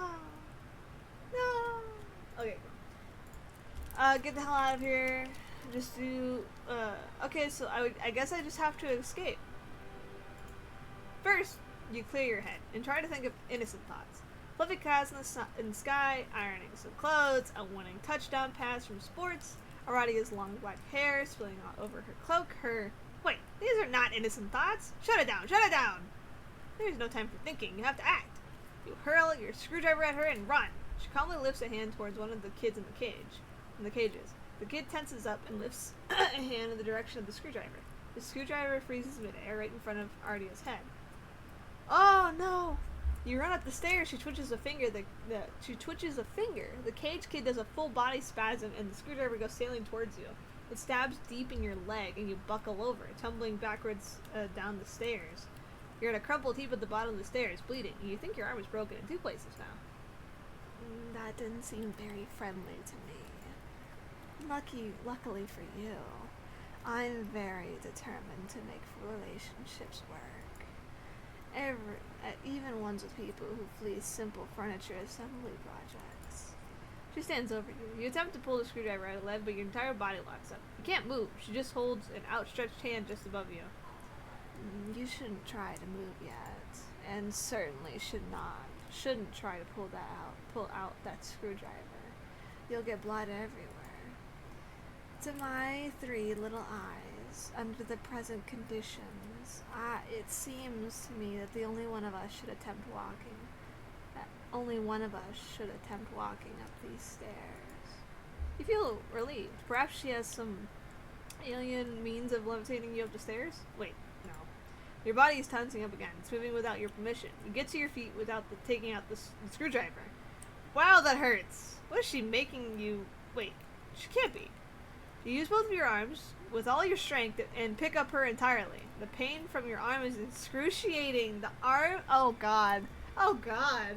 Arms with broken bones are not meant for heavy lifting. In addition, the additional weight on your wounded leg isn't great either. You hold her as a groom would hold a bride. She wraps her arms around your neck to hang onto you in what strikes you as an overly familiar manner. She looks directly in your eyes and grins. This is better. Now, onward and upward, new friend. Aha. Your legs begin to operate without your consent. They wobble and struggle under the weight. The wound throbs. You lumber back the long flight of stairs, carrying her up all the way. Oh god. You take her back to the kitchen and set her down in a chair seated at the table. You didn't think I'd forget about dinner time, did you? Let's put your unfriendly behavior behind us. It's a good thing that I'm benevolent enough to overlook disgusting acts of betrayal. You may have noticed I keep several friends in my hive who I have similarly forgiven, considering the transgression blood beneath the abattoir. You exhale. Now that she mentions it, yes, you are hungry. Maybe a warm meal will lift your spirits and get this heretofore turbulent friendship back on track. Maybe you'll even get the chance to pull a screwdriver out of your leg. You pull out a chair and attempt to sit down, but your legs lock up and then you stand again. Apparently this is not the right thing to do. Oh, but why are you sitting? There's cooking to be done. You stagger mechanically over to the fridge and open it. You pull out a large hock of some sort of weird alien mystery meat and pull it out on the counter. With your broken arm, you reach in anguish. Oh God. For a big dangly meat cleaver, you chop the hock, wincing with every swing of the cleaver. You place the sliced meat in a frying. Whoa! Oh, I was about to say, like, hold on, Hunty. At least cook the meat properly. Searing it lightly and serve it on a plate. Very rare, just the way your new friend likes it. Oh, sorry. I need to eat another York. These are good. You didn't know. That's the way she likes it. But you summarize, this is what she prefers in a piece of meat, since technically she's the one doing the cooking. Oh jeez. So we are now her new mind slave, I see. To my knowledge. These are good piece of candy. You put it on the table in front of her, along with the fork and knife beside it. Your muscles relax as you apparently are allowed to control your body again. She does nothing except look at you with a pleased expression. You eye the meat in front of her, then the meat on the counter, and then the chair on the other side of the table. What should you do? Prepare a plate for yourself? Is that what she wants you to do? Well, it looks like you're confused. Isn't it obvious what to do next under your own volition? A good friend would know what to do. In fact, I don't think a good friend would take nearly as long to decide what the right thing to do is. It actually seems to me that a very rude friend would hesitate for as long as you are hesitating. Or perhaps someone who is not a friend at all. Begin to sweat again. You clearly don't have much time to make up your mind. If you wait for even a few seconds longer, you'll probably be guilty for being a bad friend, maybe even a dreadful one. That's not the type of person you'd like to think you are. What will you do? Peter, this feels like the only obvious thing to do. She's looking at you quite expectantly. You reach for your good arm, and you go for the knife with your other. Ow. You can't do it. The arm is much less serviceable when the muscles are not being forced via psychic override to disregard the pain you response. Nevertheless, she looks at you patiently and smiles. That's nice of her, you think. You don't have to be mad about it. You feel like you're growing closer to your new friend by the minute. You put the fork down and pick up the knife with your good arm. You cut into the meat into several pieces with a careful sawing motion. You put the knife down and you pick up the fork and stab a piece. You put it close to her mouth. She seems pleased. Very good. Nice technique. Well-sized morsels, too. She chews the meat with excellent form. She has very good table manners, you think. When she finishes the pieces, you slice off some more and continue. The meat looks very good. Your mouth is watering, but she doesn't offer any. Oh well. When it's the right time for you to eat too, you're sure she'll let you know. You are her slave now. The meal is finished. There is no more meat except for a few pieces of unchewable gristle, which you did not try to feed her. That would be thoughtless. Very bad service. She reclines and steeples her fingers, looking quite pleased with how the evening has gone so far. You aren't sure why she's laughing. Did she do something funny? And there she goes, laughing all. Oh my, what a fool. You point at yourself, wondering if she's referring to you. You don't know what you've done that was so foolish, if so. You're also still not sure what she finds so amusing. Oh man, she's laughing. Ha. She pauses her laughter for a minute or two, then slowly begins to frown. A faint blue tear rolls from her cheek from her bottom eye. Oh, sweetheart. The truth is, I don't even know why I'm laughing. This isn't very funny, what's happening here. It was a good dinner. You did a good job, whoever you are. She puts her face in both of her hands and sobs quietly. You have no idea what to do about this. You stand there, still holding the fork, feeling a bit useless. There is a lot of pressure, you know. Being so respected and admired for your high status in this world. I didn't ask for this. To be so superior to so many. Much is expected of you. Much is presumed of what your personality will be before you even develop one. You work hard and build a brand based on the only what people assumed would be like. Sometimes I wonder, am I even that good at being sinister? Could I be more sinister if I tried harder? Maybe this is not my true calling at all, after all. You begin to offer some words of sympathy. This seems heartbreaking to you, your poor new friend, but your jaw muscles contract and your mouth shuts involuntarily. You guess it's not your turn to speak yet. Okay, that works for you. You like being a good listener for your friends. But what would happen if I changed my brand? If I stopped being so sinister online? My friends and followers would deride and reject me, and my superiors will eat me alive. If I show weakness, if I scale back on my bloodthirsty content, will I incur the scorn of a wise-ass clown with 100 million subscribers? Will I be in a cage someday, listening to a fucking fool honk his horn for likes? No, I must persist. How lonely it is to know that this is all I can do until the day I leave this planet. I have no maternal or sensory comforts left for me here. Until I can get on the ship and fly away. Pain is my only solace. Your hand is holding the fork. Your hand holding the fork grips it tighter. You're horrified to really what it is in the process of doing. Oh shit. You bring it down on her hand hard. Whoa, we stabbed her in the hand?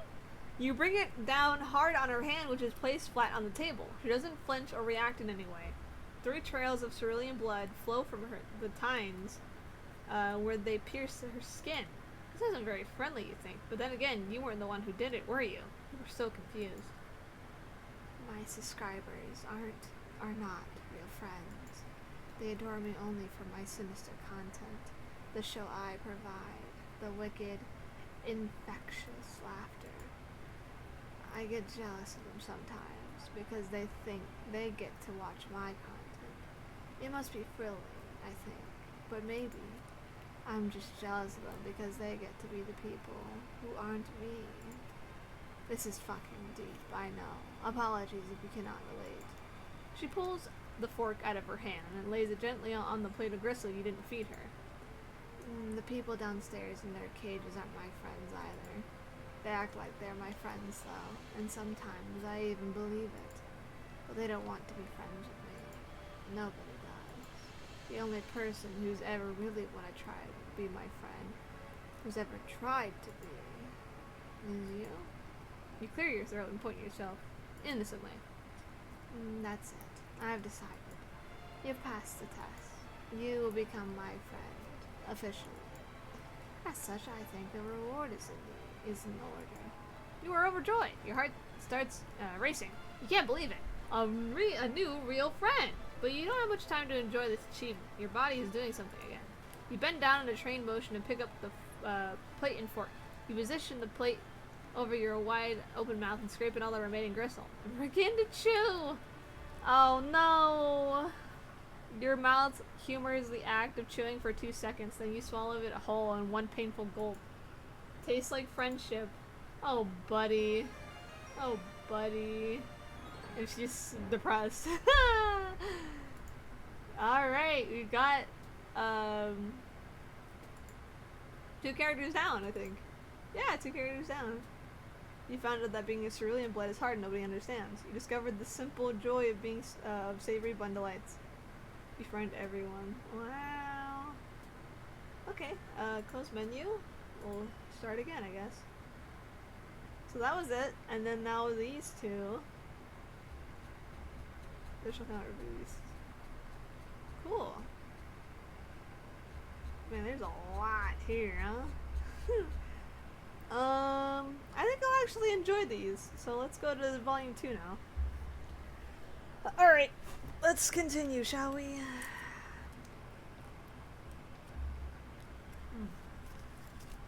This is so good. Oh my god.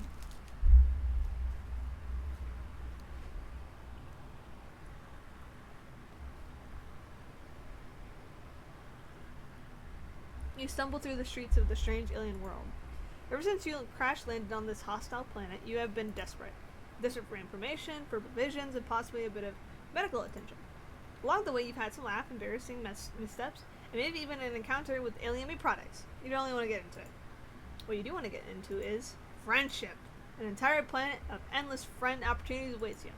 Honestly, at this point, you'd make friends with one of those weird purple bushes. You're not picky. But wait, you see something in the distance. Or perhaps someone. Alright.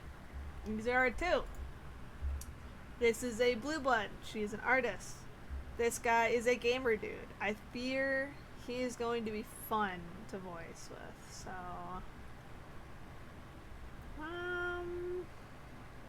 we'll do him first.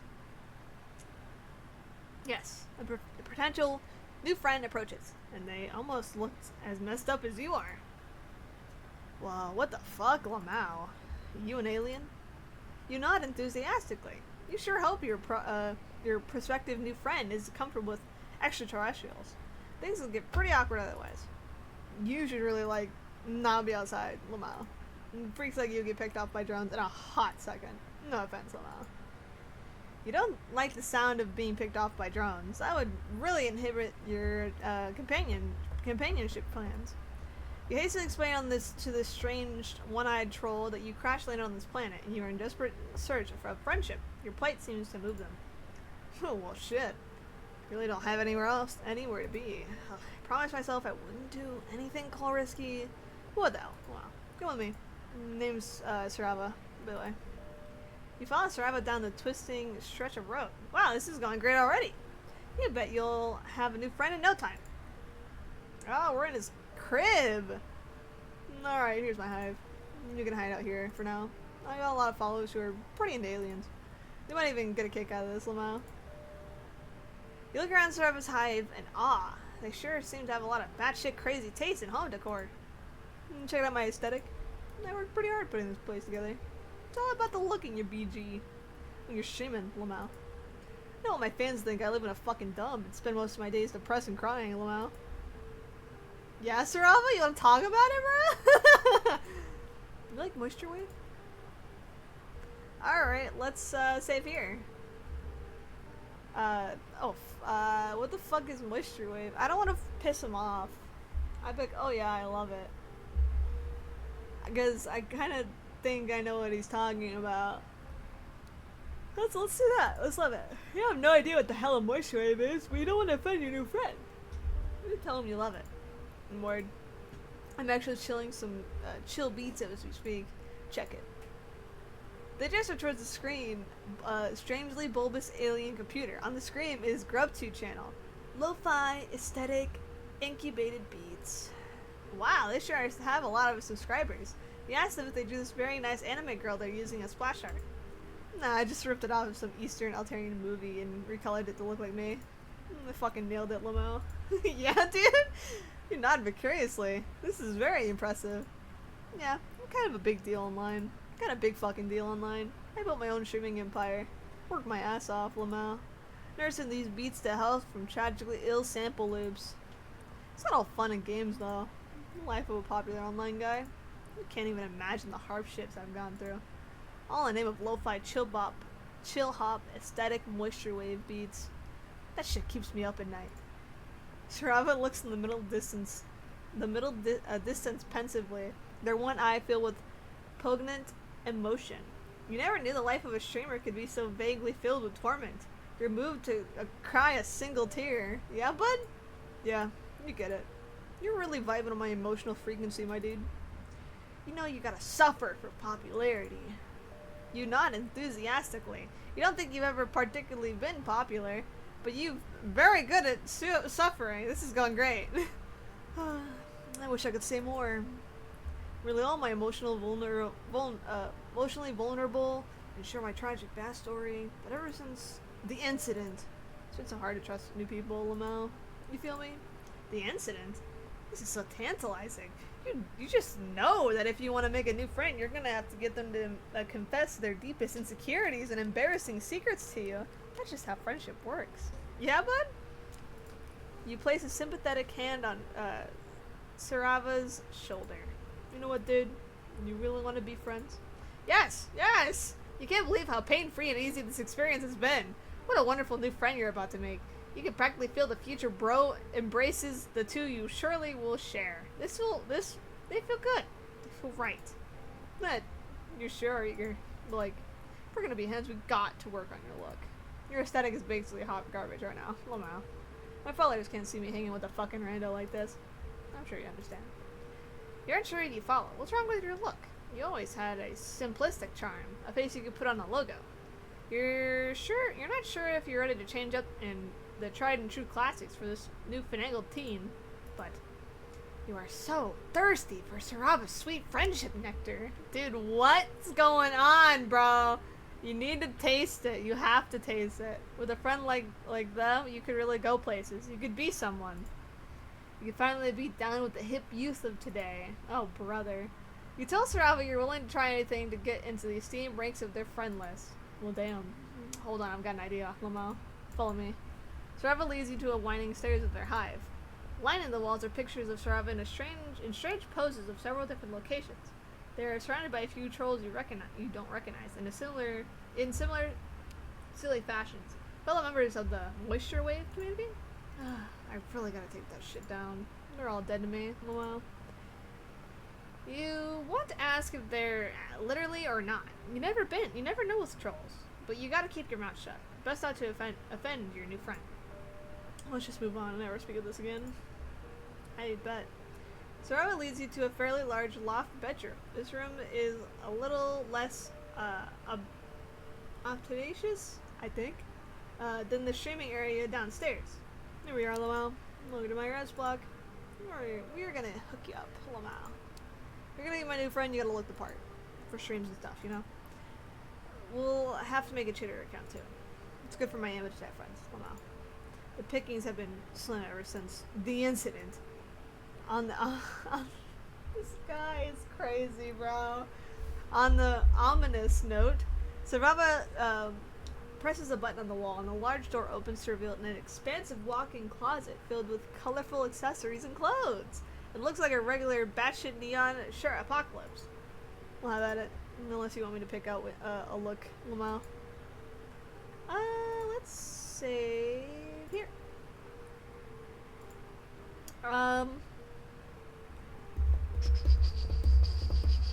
So this is a style that we're not used to, and we want to be friends with him.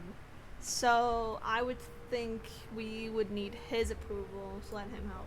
You admit you have no idea how to dress yourself. You could really use some expert advice from your team. Oh shit. Cue the makeover sequence, bitch. I'm gonna make you look aesthetic as fuck, Luana. You stand in the center of Sarava's closet for a good hour, and then they go back. And as they go back and forth between various fashion items. Man, this troll is really indecisive. You think you're gonna go blind from all the neon in here? Okay, I'm done, Lamau. That was surprisingly hard. You have a hard to dress body, Lamau. Just in general, you're kind of fucked up looking, to be honest. It's chill though, cause you look fly as hell. You look at yourself in the mirror. Do I look cool? Radical! Neato! Wow! Look at you go! Woo! Iconic. Now we just gotta set you up on my social medias, my dude. But first, selfie time, Lamau. We take a variety of cool selfies with Sarava. Wow, this is going really well. I just post these and promo you. You'll be internet famous in no time. Then we can finally be friends, Lamau. That's all you want. That's all it's all about, baby. That's what you've been working towards this entire time. Sarava's friendship is so close you can smell it. It smells pretty dank. Seems like people are really into you. Check it out. It's true, the likes and comments and subscriptions are rolling in. Huh. At this rate, you'll be more popular than me. You're sure, Sarava, this will definitely never happen. All you truly desire is friendship, not fans. Friends? Fans. That's what they all say. My so-called friends. They're only in it because I was popular. They don't ever give a shit of me as a person. Well, I'm just a funny meme to them. Just a guy they can copy. You know, high bloods are always stealing my work. You know, I look, my music. I'm the real influencer, but the violet bloods out there are taking my shit and getting twice as the followers and tons of money. And I'm stuck in here in a shitty hive with no friends because they all turned on me. But it's cool. Just chill. I'm totally chill with it. Come on. Something shifts in Sarava's expression as they get a good look at you. You tense up. Your new friend sure is acting weird. Ding! Sarava checks the notifications on their phone. What the hell did you do? Huh? Why? You didn't do anything! You think you could just steal my look and get away with it? All my followers think you're the new big thing because you look like me. They want to know what the hell is going on. When's your new friend stream? What's their sign? Are you kidding me? You haven't done anything. You're just like all the rest. No, you don't want to be like all the rest. You just want to be friends. It's too late for that now. You made me look like a fucking idiot. And now there's only one thing to do. I really didn't want this to come to it, but you left me with no choice. I'm writing a call-out post. No! Sarva types furiously on the device. You can't stand to look. This is the worst possible thing that could ever happen. Now no one will be your friend ever again. You'll be forced to live in the outskirts of society, a pariah. You can't even imagine the things that Sarava must be writing about you. You must have fucked up in so many ways, so many things in your life to lead you to this point. There's only one thing to do. You stagger downstairs past all the portraits of Sarava's ex-friends. You wonder if they met the same horrible fate as you. Their grinning faces taunting you in the slivers of friendship that could never be. You burst out in the front door of Sarava's hive and make your way to the conveniently placed stump. You sit on it in complete despair. There's no point in leaving anymore. With tremble hands you reach... Oh? What the hell, buddy? That's not worth. That's not kosher. The hell? The hell? Well, that sucked. Okay. Let's see. Well, I think we did good here. Because we got to the second point. Let's pick up my own look. And let Sarava know that you're perfectly comfortable picking out your own look. You think you can figure out this fashion business easily enough. What could possibly go wrong? This is child's play. Yeah, man. Fashion's all about, like, what you're feeling. And also what's trending, but, you know. We're the ones that start the trends. You strike me as a real influencer, Lamau. Go for it, my dude. You enter the closet tentatively. As soon as Sarava is out of sight, your stupid ego deflates like a farting balloon. You don't know what the first thing about hip youth alien fashion of today. This is going to be an absolute shit show. You reckon. You're fully prepared to make an utter fool of yourself. Well, might as well get started. You pick out a few accessories off the shelves at random. A bright pink hat? Sure. You tilt it jauntily to the side. You're pretty sure that's cool. Sunglasses? Definitely. That's a no-brainer. No cool guy would be caught dead without a sweet pair of shades. Damn straight. You select the most ostentatious pair available. You think you're getting the hang of this moisture aesthetic. You just have to look for the biggest tool possible. Several accessories later, how would we look? Oh, we're so cool! Wow, Radical Nito! Look at us, lucky little. Look at us! We're strapped down, bro! Oh, my fuck. This shit's transcendent. Wow, you got me speechless. Just, damn, look at you. It's like you're a whole new guy. A much chillier and cooler guy who I gotta be friends with right now immediately. Now all I gotta do is debut you to the hundreds and thousands of followers, Lama. It's gonna be fucking great. Let's take some selfies. Your heart is soaring! You did it! You really did it! You're done with the kids! And now Sarava wants to take coveted selfies with you. This night couldn't get any better. You may look like a complete asshole, but if you can win you popularity with a bunch of alien teenagers, then an asshole you will be. Shouting out is amazing. Well, what are we waiting for? Get over here and we're gonna take some effies. Effies? What? You pose with Sarava for several selfies. Put your arm around you with a gesture. Oh, excuse me. Newly formed friendship. You're being with friend pride. Oh, hell yeah. These turn out great. Damn.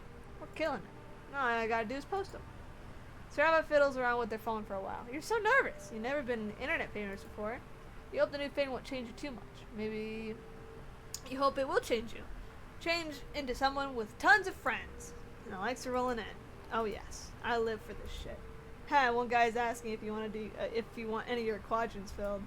Oh, and this girl loves your shades. Damn, a lot of people asking you're single, huh? Don't go for it though. My followers are fucking freaks, dude. You aren't sure what filling a quadrant is. Sounds like some kind of fucked up alien ritual, but if there's anything like friendship, you're all for it. Welcome to my twisted internet fame, Lamau. Let's chill out and listen to some beats. You vape? I got a pretty juicy rig downstairs. Dude, yeah? Before you know it, you're sitting on Saravi's couch watching them finagle with a horrifyingly evaporated vape rig that appears to be made out of some living larva. You don't want to know. Oh lord. What? What is this? Okay.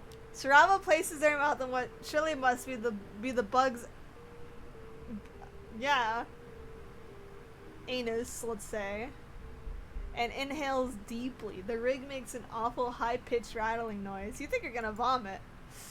Oh man, that's the good stuff. Here you go, dude.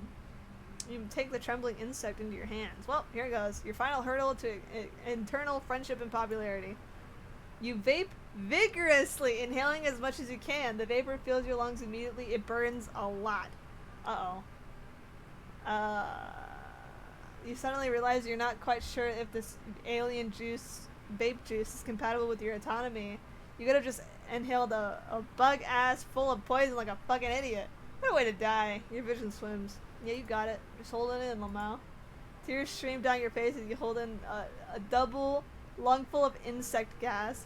Oh my god. Oh my god. You sure are glad you have your pair of cool shades, or you would never be able to live this embarrassment down. You're not sure how long you're supposed to with this. As long as it takes, you can exhale now. You cough and sputter. The green vapor spews from your mouth straight into Saravi's face. You did it! You lived it! You lived! Yeah! Oh man, that was sick. Oh my god, we're being whoa, vapor waved, huh? Your head feels a little light and woozy, and you giggle, huh? Yeah. The two of you kick back and relax on the couch, and you stare up at the ceiling. Whoa! When did that huge wasp nest get there? That's crazy, man. Travis' music suddenly sounds a lot more interesting. Dude, today has been way chillier than I ever expected, Lamau. You are officially my best friend for life. Just promise me you never betray me, Lamau. You promise. This is incredible. You love your new friend. You watch as effortlessly they take another huge rip from their vape rig. I've been burned in the past, Lamau. It's not easy being popular online, especially as a low blood. I used to be a fucking big shot. Gone to sassy fights with high bloods on Chitter. Always had some shit to say, Lamau. And shit got out of control. I'm psychotic, so bitches started reporting me as way more powerful than I really am, Lamau. Trying to get me all enslaved and shit, so I couldn't keep up with my streams. It's all jealousy, you know? Stupid ass friends all turned to me so they wouldn't be targeted next, Lamau. So I took matters in my own hands. Gouged out my fucking eye. Sick as hell. Can't use me as a battery, bitch. Still got a big following, but I don't really talk online anymore, Lamau. Better just stay under the radar and not piss people off. Just be chill. And if I don't get close to my followers, they can't use me. Of course, that just means I no longer have any goddamn friends, Lamau. Well, until you. Oh, you're true. So that's, yeah, I mean, that does make sense. He had to gouge out his eyes so he wouldn't be used as a battery. Because yellow bloods get used as batteries in this universe. You're truly moved. What a special bond you have formed with your new friend. To have them open up to you about your darkest secrets. This is the most significant and transcendent moment you have ever experienced. The two of you share a beautiful and tender bro embrace. Oh my god, we hug him. That's crazy. The likes of which will never be replicated in this known universe again. For all time, forever. Probably. You don't really know. You're high as fuck right now. Yeah, that's fair. Yo, hi brothers. Woo! Alright. Let's go to the paint girl. Let's go. I'm so excited. I'm very excited for her voice, personally. Alright.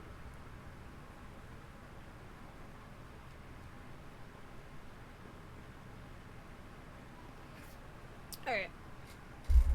Hello, what light breaks through yonder, weirdly organic architecture breaks. A small figure approaches. Ow! Oh my gosh. You are so... So far you've swallowed quite a few insults in regards to your looks and intelligence level. You weren't really the type to let the shallow opinions of others get you down, but it's kind of been a rough day. You brace yourself. Cute! Oh. Oh! She gives you a sweet, sincere smile. I've never seen anything like you. It's given me all sorts of new ideas. Boy, do you have some ideas about about friendship. Now you've got a taste of it, you are hungry for more. You take a stumbling step forward, and your ribs remind you that although the potential of a commandeer is enough to improve your mental health, it can't cure acute injuries. Oh, you don't look so good. Come inside. I've been looking for new contributors. Contributors? Could she mean friendship contributors? Nah, it's dumb. Maybe she runs some sort of alien newspaper and she wants you on staff.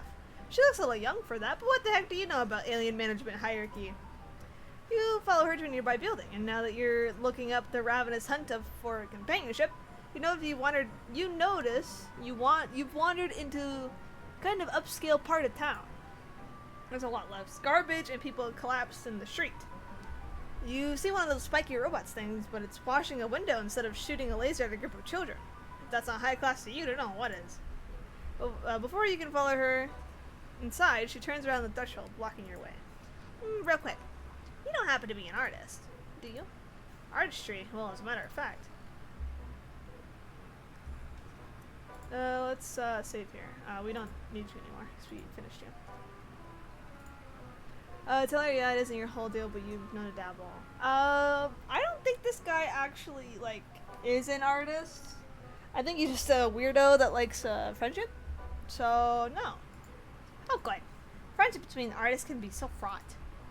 Much better to just keep things between artists and art appreciators. That way no one can get jealous.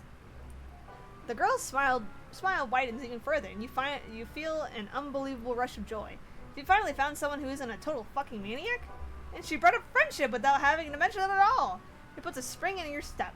Or as much as a spring as possible with a broken arm and a misaligned torso. Amicia, I think that's how you say it, leads you into an elevator with buttons labeled in spiky letters that made absolutely no sense to you. Excuse me. You realize that probably nothing is ever going to make sense to you ever again. That's okay. Your hierarchy of needs has adjusted recently. Your new friend, you're jumping the gun with this descriptor, but you're feeling seriously good about this encounter. Stands in the corner of the elevator, wringing her claws. I wish I'd known I was going to have company. I would have cleaned up a little. It's been a while since I've met anyone new. You assure her that whatever disaster her house is, it can't be any worse than some of the other places you've seen here. Although you kind of get what she means. She's wearing an artist's smock that's covered in splashes of paint. Actually, it doesn't really look like paint. But it couldn't be anything else, could it? It's every color of the rainbow. Yeah, she's wearing blood, buddy. That is blood. The elevator door slides open and you step into a place that you were relieved to find totally recognizable. A table overflows with messy palettes and brushes, clouded jars of water, and sponges. Several easels stand between the windows to catch the light of the two moons, and the number of canvases leaned against the wall. Turn so you can't see what's on them. First things first. Amicia brings you over a wall screen that looks way more high-tech than anything you have on your now-defunct spaceship. Tapping away at the series of unreadable symbols. Then she indicates you should take off your sling. Here, go ahead and stick it in there. She seems to want to put your injured arm into a large hole in the wall, which you do because you are sure your new friend has your best interests at heart. Oh, we're losing that arm, bro. Ugh. Oh no. The hole shrinks down like a blood pressure cuff, sending bolts of agony through you. You want to... Oh, brother. You want to yank your arm back out, but you don't. Even if it's broken, you still like having it attached to you. Instead, you shout a lot and thrash your other limbs around. Calm down, you big wiggler. It's like you've never seen a medicalizer before. If you don't stop moving, it won't work. Tears spill down your cheek, but you force yourself still. You'll bear the pain. You'll do it for your friend. She looks at you hopefully, and she looks so delicate and pretty, almost angelic. You look at her face and you tell yourself it's all gonna be okay. Finally, the hole releases and you pull your arm out to find it completely healed. You can move your fingers. It doesn't even hurt anymore, but hey, things are looking up. See? I told you. This is great. You're overwhelmed with the urge to celebrate. You can save here. Yes. Okay.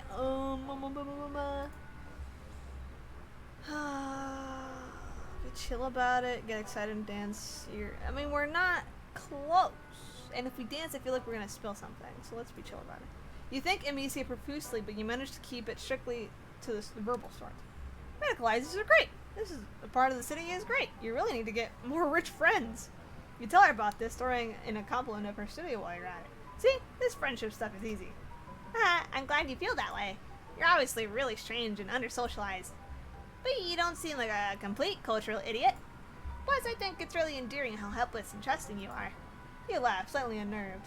You want to take that as a compliment, but after the recent encounter with another girl in blue, well, it all ended okay. And Amicia is so nice and friendly, and she keeps calling you cute, which you think is pretty generous of her, considering what a disgusting mess you are at this point. Speaking of low bloods, what is your blood color? Just out of curiosity. Blood color? You aren't really sure what she's talking about, but red? You tell her it's red. She looks a little disappointed. I've got plenty of burgundy. Oh well, good thing I have a delivery coming soon. Hey, do you think you could help me set up a few things before they get here? They, visitors, as in plural? As in multiple potential friends? Oh, hell yes. You are all over that, especially considering your newly healed arm. You are anxious to display all your simple motor functions as you can perform. Jesus.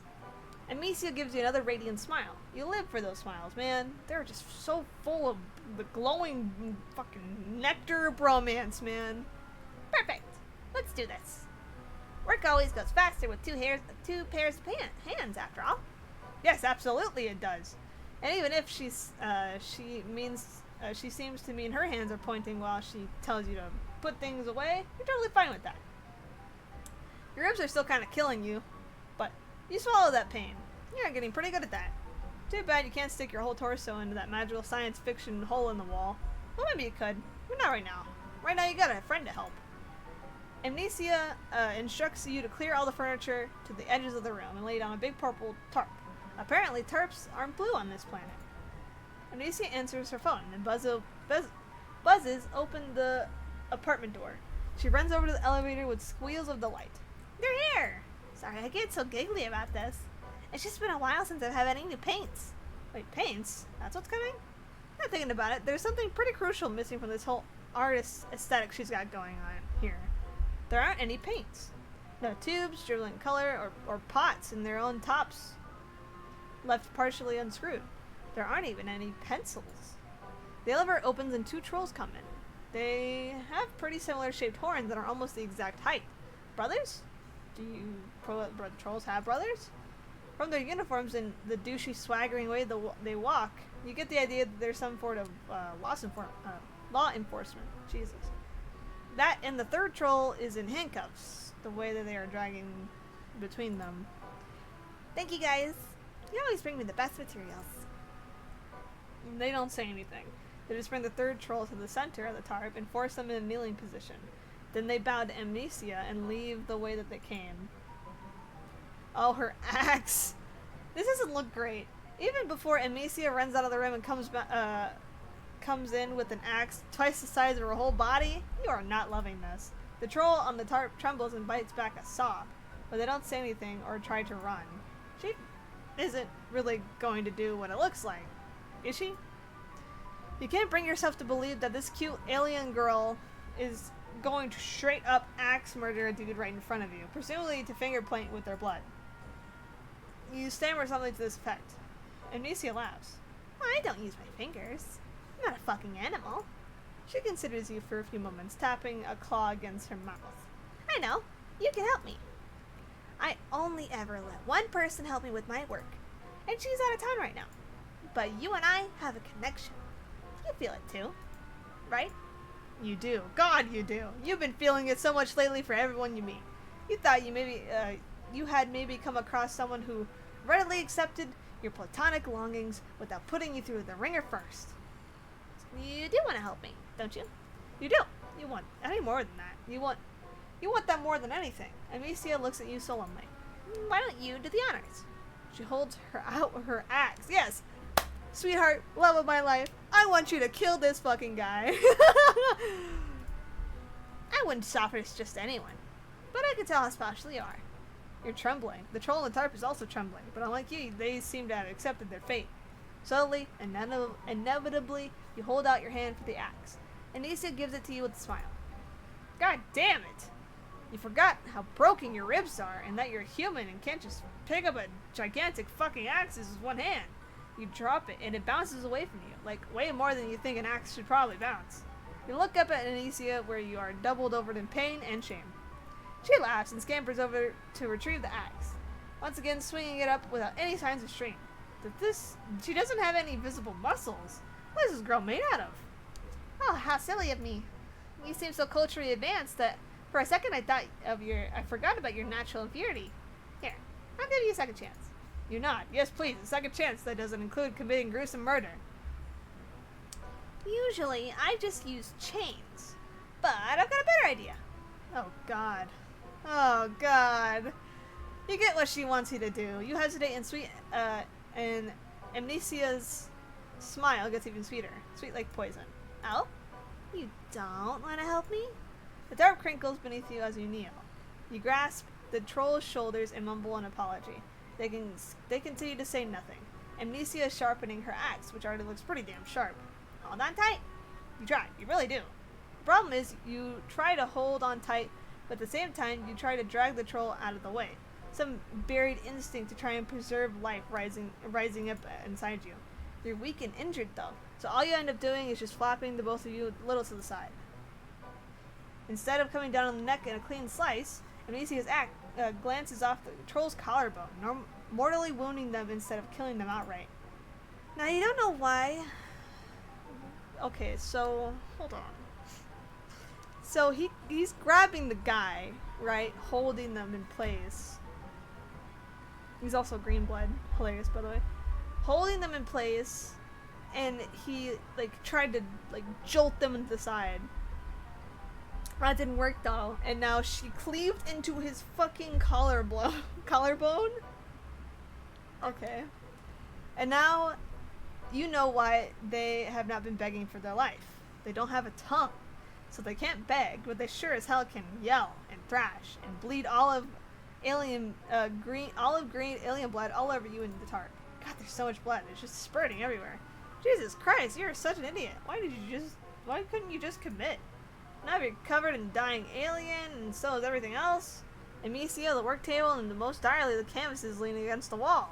Amicia takes a good look at them and lets out a wail of rage. I can't believe this! I let you in my hive, into my life. I was planning to let you be my pusher. I thought you were a refined,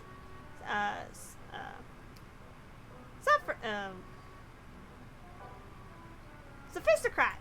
But now I see you're just a Philistine. She gives you a shove towards the elevator. Your ribs are screaming, and so is the bleeding troll. You try to babble an explanation. Forget it! I don't want to hear your excuses. Shot was right.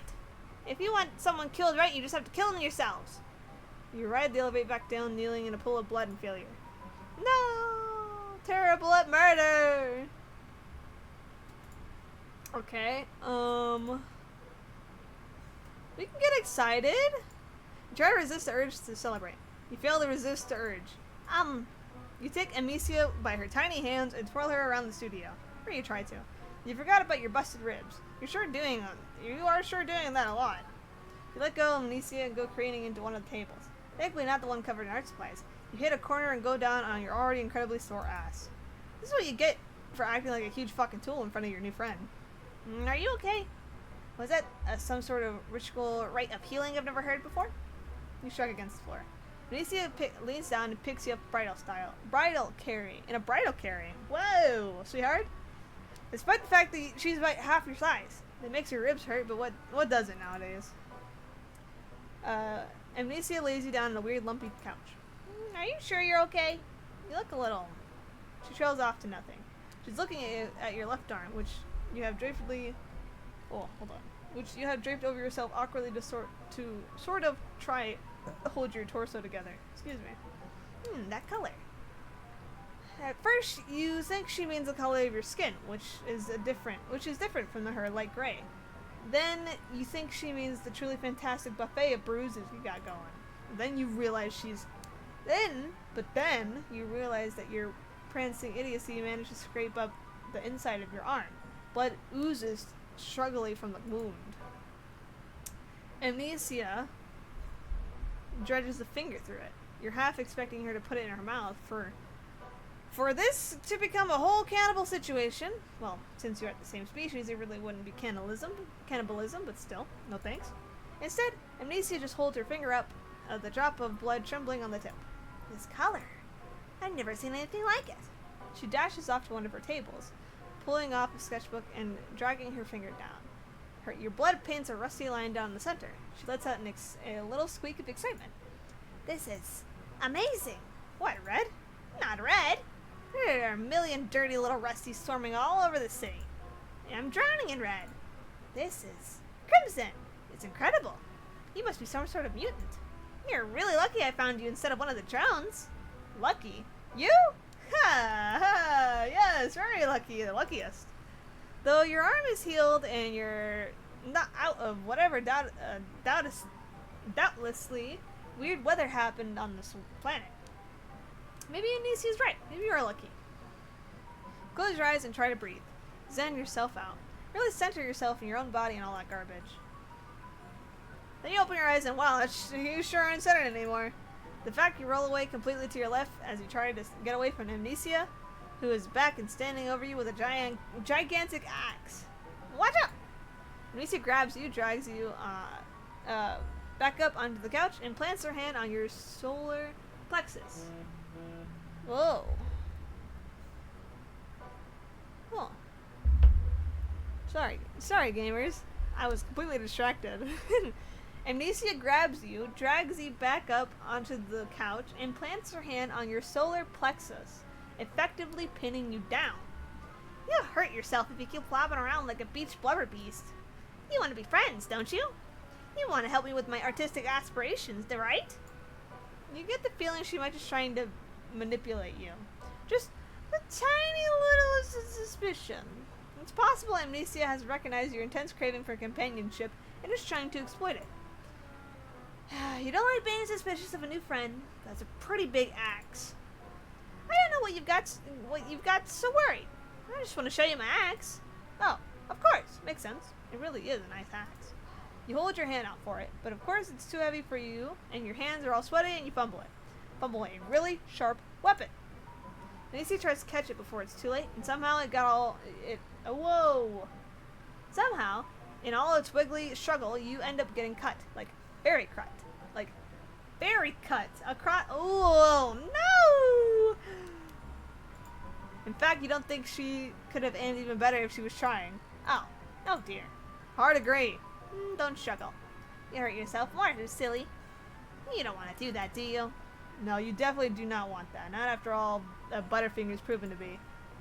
Anisia gets up and puts her axe down. You kind of lose track of her for a little while. You're bleeding all over her couch and everything starts to go shiny and unreal.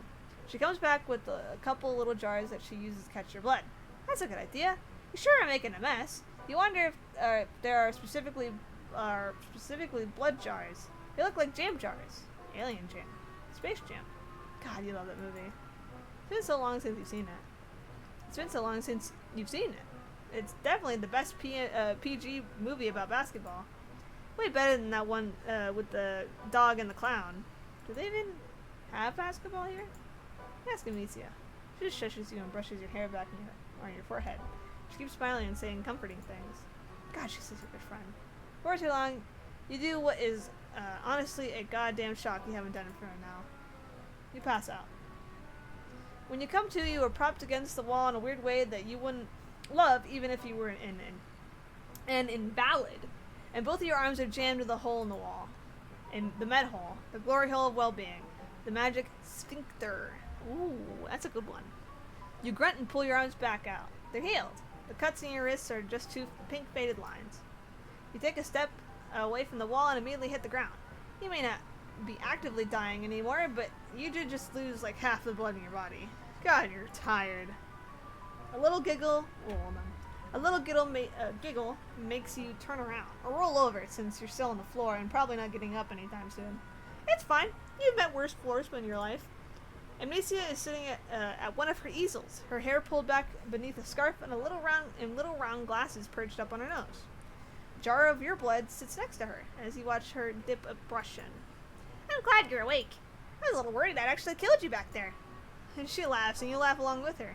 It's very funny. Actually, everything is funny right now. It's probably the blood loss. You ask what she's painting. You, of course. You inspired me. Well, right now it just looks like a bunch of red wigglies and some lines. But she only got started. She's warming up. She sits there on her stool, looking at her palette and chewing her lip thoughtfully. She looks somewhat nervous. Actually, I want to show you something. Something I've never shown anyone else. She leaves from her stool and crosses the studio. You roll on, to the other side to keep her in your line of sight. You really hope she isn't getting another Space Jam jar. She starts turning around the canvases one by one. They're all blank, except for one, which has a little... Wait, no. It's just a shadow. Every single one of them is blank. You're unsure what you understand. You ask her if these are all just new canvases that she got... That she has not gotten the chance to paint on yet. Amnesia sighs. No. I've had them forever. I'm just not a real painter. I said it.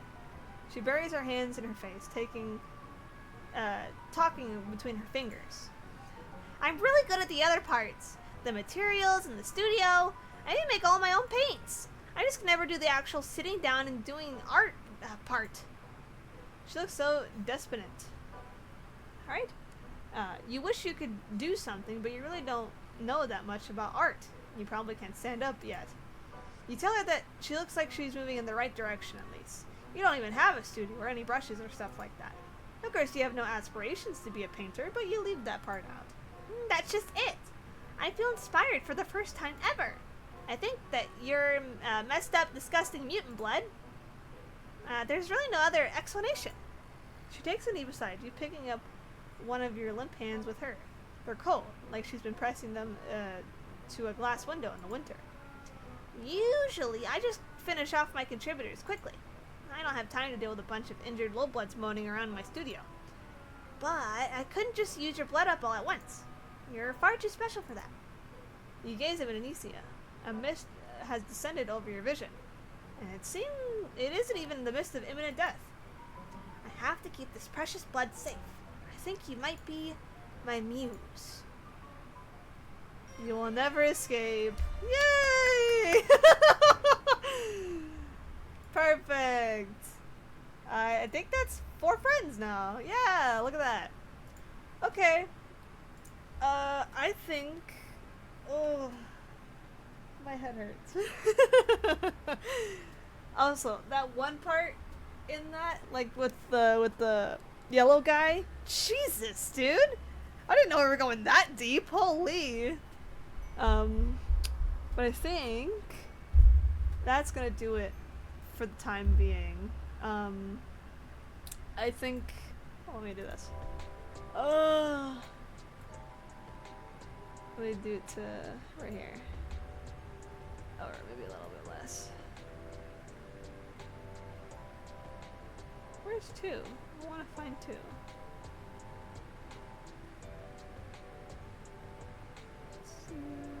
Let's do there.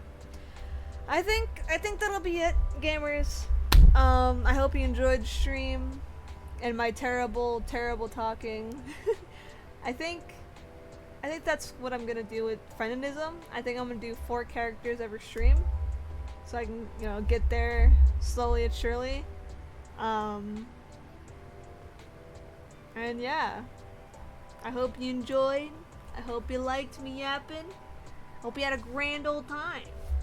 This VOD will be also on YouTube, and when the games that I have lined up, because I will be taking a break with my marathon, with Crossworlds, Sonic Crossworlds. So do be on the lookout for that. I will be streaming it. I will be, because I will play that game until I die. How long the break will be? I mean, I'll play some Sonic Crossworlds here and there. I think I'll play it for like 3 days straight, maybe more than that, maybe probably a week, to be honest.